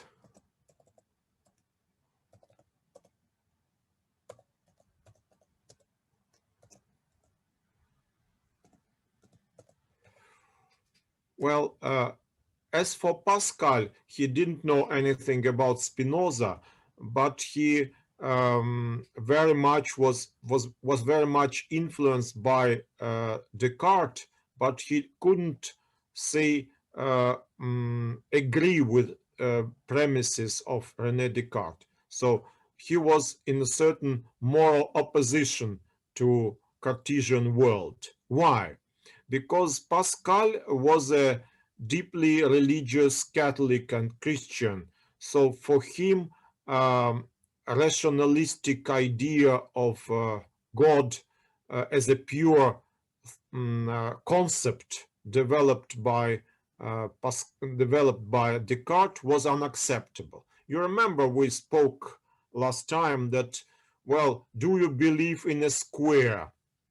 Well, square is a like clear idea, square. So can we say that the square exists? Well, we can say yes, it exists in mathematics. Well, of course, you can't pray to a square, and the square cannot help you in difficult circumstances. But as an idea, it's quite clear. Well, in the same vein, Descartes continues with the idea of God. The idea of God is clear idea. So God must exist because all clear ideas must exist. But you cannot pray to this clear idea of God, because it is not self-evident that this clear idea will help you more than the idea of a square or of a triangle. So mathematical objects are clear, contradictory free, but not, they cannot be addressed or cannot be loved, okay? Well, as we love a person. So this personality of Cartesian God is in question. And for Blaise Pascal, as a deeply mystical character, deeply mystical person, for him it was important to establish personal relations with God, so that the God who can answer your prayers, who can perform miracles. And that's why in his so-called memorandum or memorial, better say, he writes this celebrate phrase: God of Abraham, Isaac, and Jacob, not of philosophers and scientists. What does it mean? It means that he believes in a personal God, but he, of course, he understands as a scientist and as a mathematician that he can't prove the existence of this personal God who can answer your prayers. So he says that this God sort of uh, hides himself from this world. He uses this term borrowed from the Bible, Deus absconditus. This is in Latin, hidden God, Deus absconditus. Well, and he says that this hidden God can be achieved or attained only through faith, blind faith. So remember that disputation of the Middle Ages, whether we need rational faith or blind faith. So it seems that here, being and existence. Yes, this is the same we discussed with when we spoke about ontological argument. What is well, for medievals, being and existence were all the same, but now, of course, we have differences, and existentialists, philosophers speak about existence as something different from being. Okay, so now it is there are two different concepts, but in the Middle Ages they were more there was no concept of existence as independent from being. There was only a concept of esse, which means being in Latin, and essentia, which is essence. Well, I cannot find another translation. So this was the topic, for example, of Thomas Aquinas' work, the Ente and Essentia. So on being and essence, but I couldn't find in the Middle Ages that the treatise about being and existence. Well, okay, now we'll return to Pascal. So his mystical attitude prompted him to sort of put into like to refer to blind faith. Okay, faith that doesn't need arguments, that come from the heart. And that's why he speaks about reasons of the heart. Reasons of the heart. Well, where can we find all these like heart? Where can we find all those thoughts? It's curious that they are found in manuscripts that were left after Pascal died, and they were collected and published under the name of Pensées,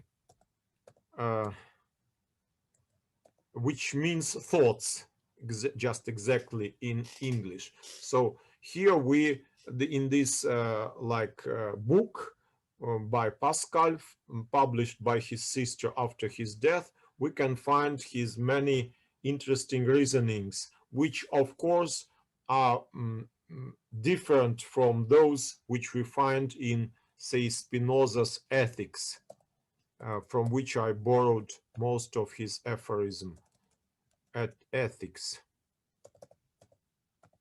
So if we compare Pensées, of thoughts of Pascal, and Ethics of Spinoza, we see two different and opposing attitudes to the world.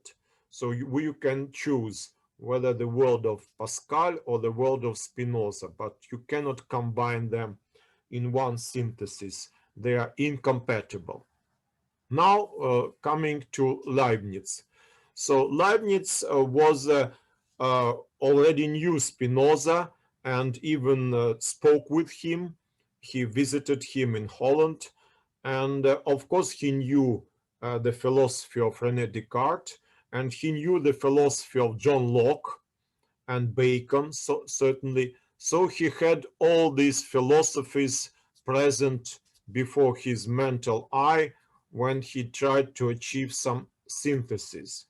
Well, his idea of monads or monadology, as it was called, monadologia in Latin, uh, just gave him, this was an attempt to find this synthesis. Well, in order to save free will, he attributed freedom to his monads. So these monads possessed freedom. And in order to save the idea of God, he called God the highest monad. So now how to combine the freedom of God and the like all omnipotence or all powerfulness of God with free man, with free will of lesser monads, for example, human souls. So how can it all be combined in one synthesis? Well, according to Leibniz, God is being all powerful and having infinite intelligence. He could somehow achieve a predetermined harmony.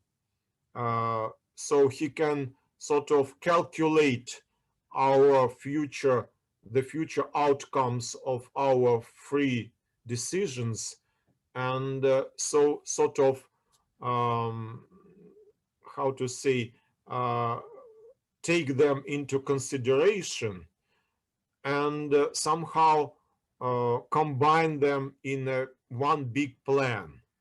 Well, what is, because God is, according to Leibniz, God is full of goodness, so he wants the best to achieve the best result.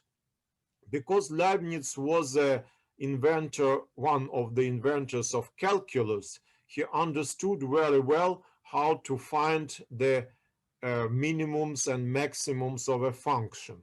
You should just take the derivative and equal it to 0. So then you will find the minimum and the maximum. So for God, it's easy to find the optimal world, the world was maximum of goodness, of good. So out of all possible worlds, God selects the best, and this will be the best of the possible worlds. This idea will have a long existence. It would be criticized by two great philosophers, Francois Voltaire in France, in his work Candide or Optimism. We'll speak about that when we'll go to speak about the philosophy of the 18th century. And it will be criticized by Arthur Schopenhauer in the 19th century in his book uh, The World as Will and Representation. So I would say Leibniz started a discussion by his provocative thesis that we live in the best of all possible worlds. So he started this provocative discussion, which will sort of be continued in the 18th and in the 19th century. Well, now we can say that Spinoza, by his also no less provocative thesis about the necessity of all that is happening, about the absence of contingency in this world. He also started a discussion which eventually led to the discussion between Bohr and Einstein about the Copenhagen interpretation of quantum theory. Well, Descartes, by his insistence on the discrimination or division between spirit and body, he will also provoke the discussion about what is brain and consciousness. Are they sort of identical, or there is some super consciousness over our brain that sort of guides and sort of uses our brain, as say in Plato, reason uses the horses of emotions, of two kinds of emotions. Okay, so where we have this horseman within us.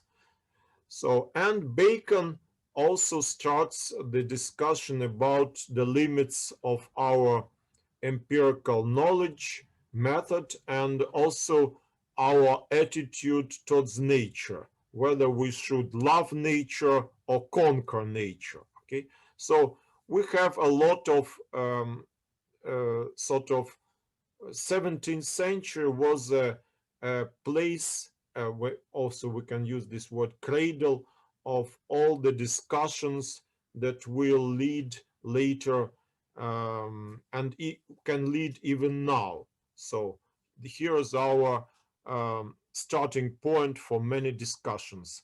I mean this philosophy of the 17th century. Well, of course, we cannot we see that alongside with these philosophical insights, there were also tremendous achievements received by science. And this can be shown by the example of Galileo and Isaac Newton. And also, of course, Pascal and Descartes also gave some contributions to science, especially mathematics, and of course, Leibniz. So I think that, well, generally we have a very, how to say, well, I can say not, I have not exhausted all the topics connected with the 17th century, but I gave you the main sort of ideas which are relevant somehow to our present situation. So this is for you you can choose freely the topics for your essays on philosophy of science and science in the 17th century. Of course, you can choose your own heroes, like somebody have chosen Archimedes or Eudoxus or Euclid or others who are more like dear to your heart. So in the 17th century, there were a lot of scientists, like, for example, Huygens, Grimaldi, and well, also Gilbert with his study of the magnet, and well, Borelli and others. So I cannot unfortunately mention all of them. Also, we with Marina prepared a presentation, I mean some slides, which we will show, I think, to you at the beginning of the 7th lecture. And so we'll recollect or remember again briefly the contents of these 2 lectures, which I gave you on Tuesday and today. Well, maybe that's more or less all that I wanted to say to you. So if you have questions, we have still 5 minutes. So please, I can answer you by chat, or you can give orally, just switching on your microphone. For example, I can ask Javier, are you satisfied with today's lecture? Yes, I liked it very much. Because you told me that Spinoza is your favorite philosopher, maybe I've sort of oversimplified his thoughts. You I see. don't think so, because since there is sufficient information about philosophy, like to spend a whole lifetime, so pretty much people chooses what identifies fastest and the most with them. Mhm. So even there is people which stops reading when they find something that suits their model of thinking very good. So that's my case, for example. I about new philosophy, new trends, especially in politics. I don't read much because I'm not interested, since most of ancient ideas suits me sufficiently.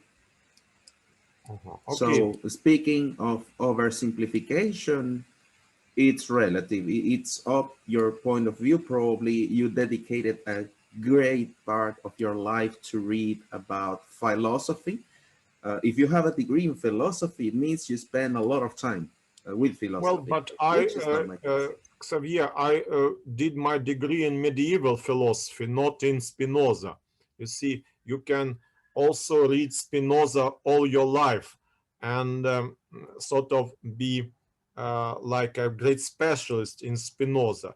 I have to sort of spread myself thin on all the periods, you see. So I have to be a specialist in ancient philosophy and medieval in uh, philosophy of the new times. So um, this like simplification is part of the deal, you understand? So that's why I apologize if you have some maybe more deep penetration into some figures which I mentioned, be it in future Nietzsche or Hegel or Marx.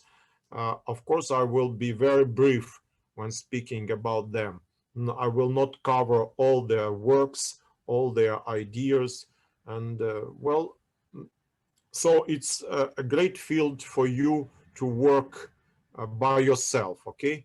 To show your own ideas, to share also your own ideas and your own vision of all these problems, all these like philosophers. And my idea is very just modest, is just to ignite some thinking processes within your brains or within your uh, monads, thinking monads, whatever you want. This is only this process of sort of triggering some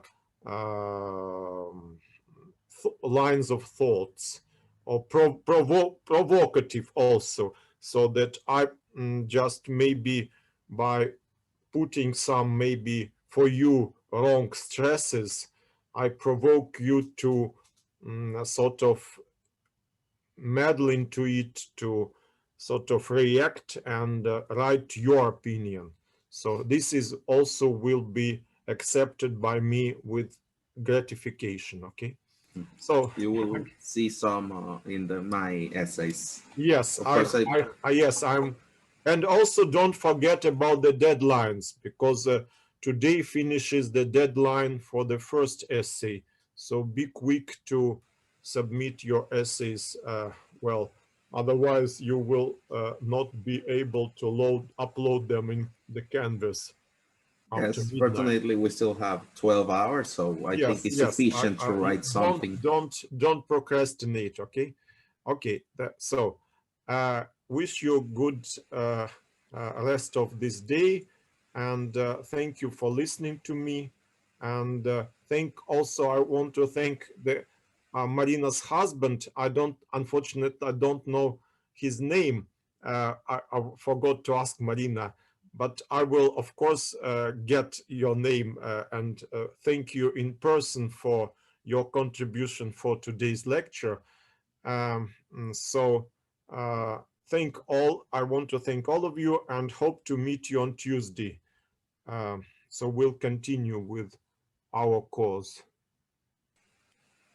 Uh, okay. Yes, of course, I will give comments. Today, I just in the morning, I couldn't read those essays which I received during the night. So I will immediately after this lecture start to read them. Okay.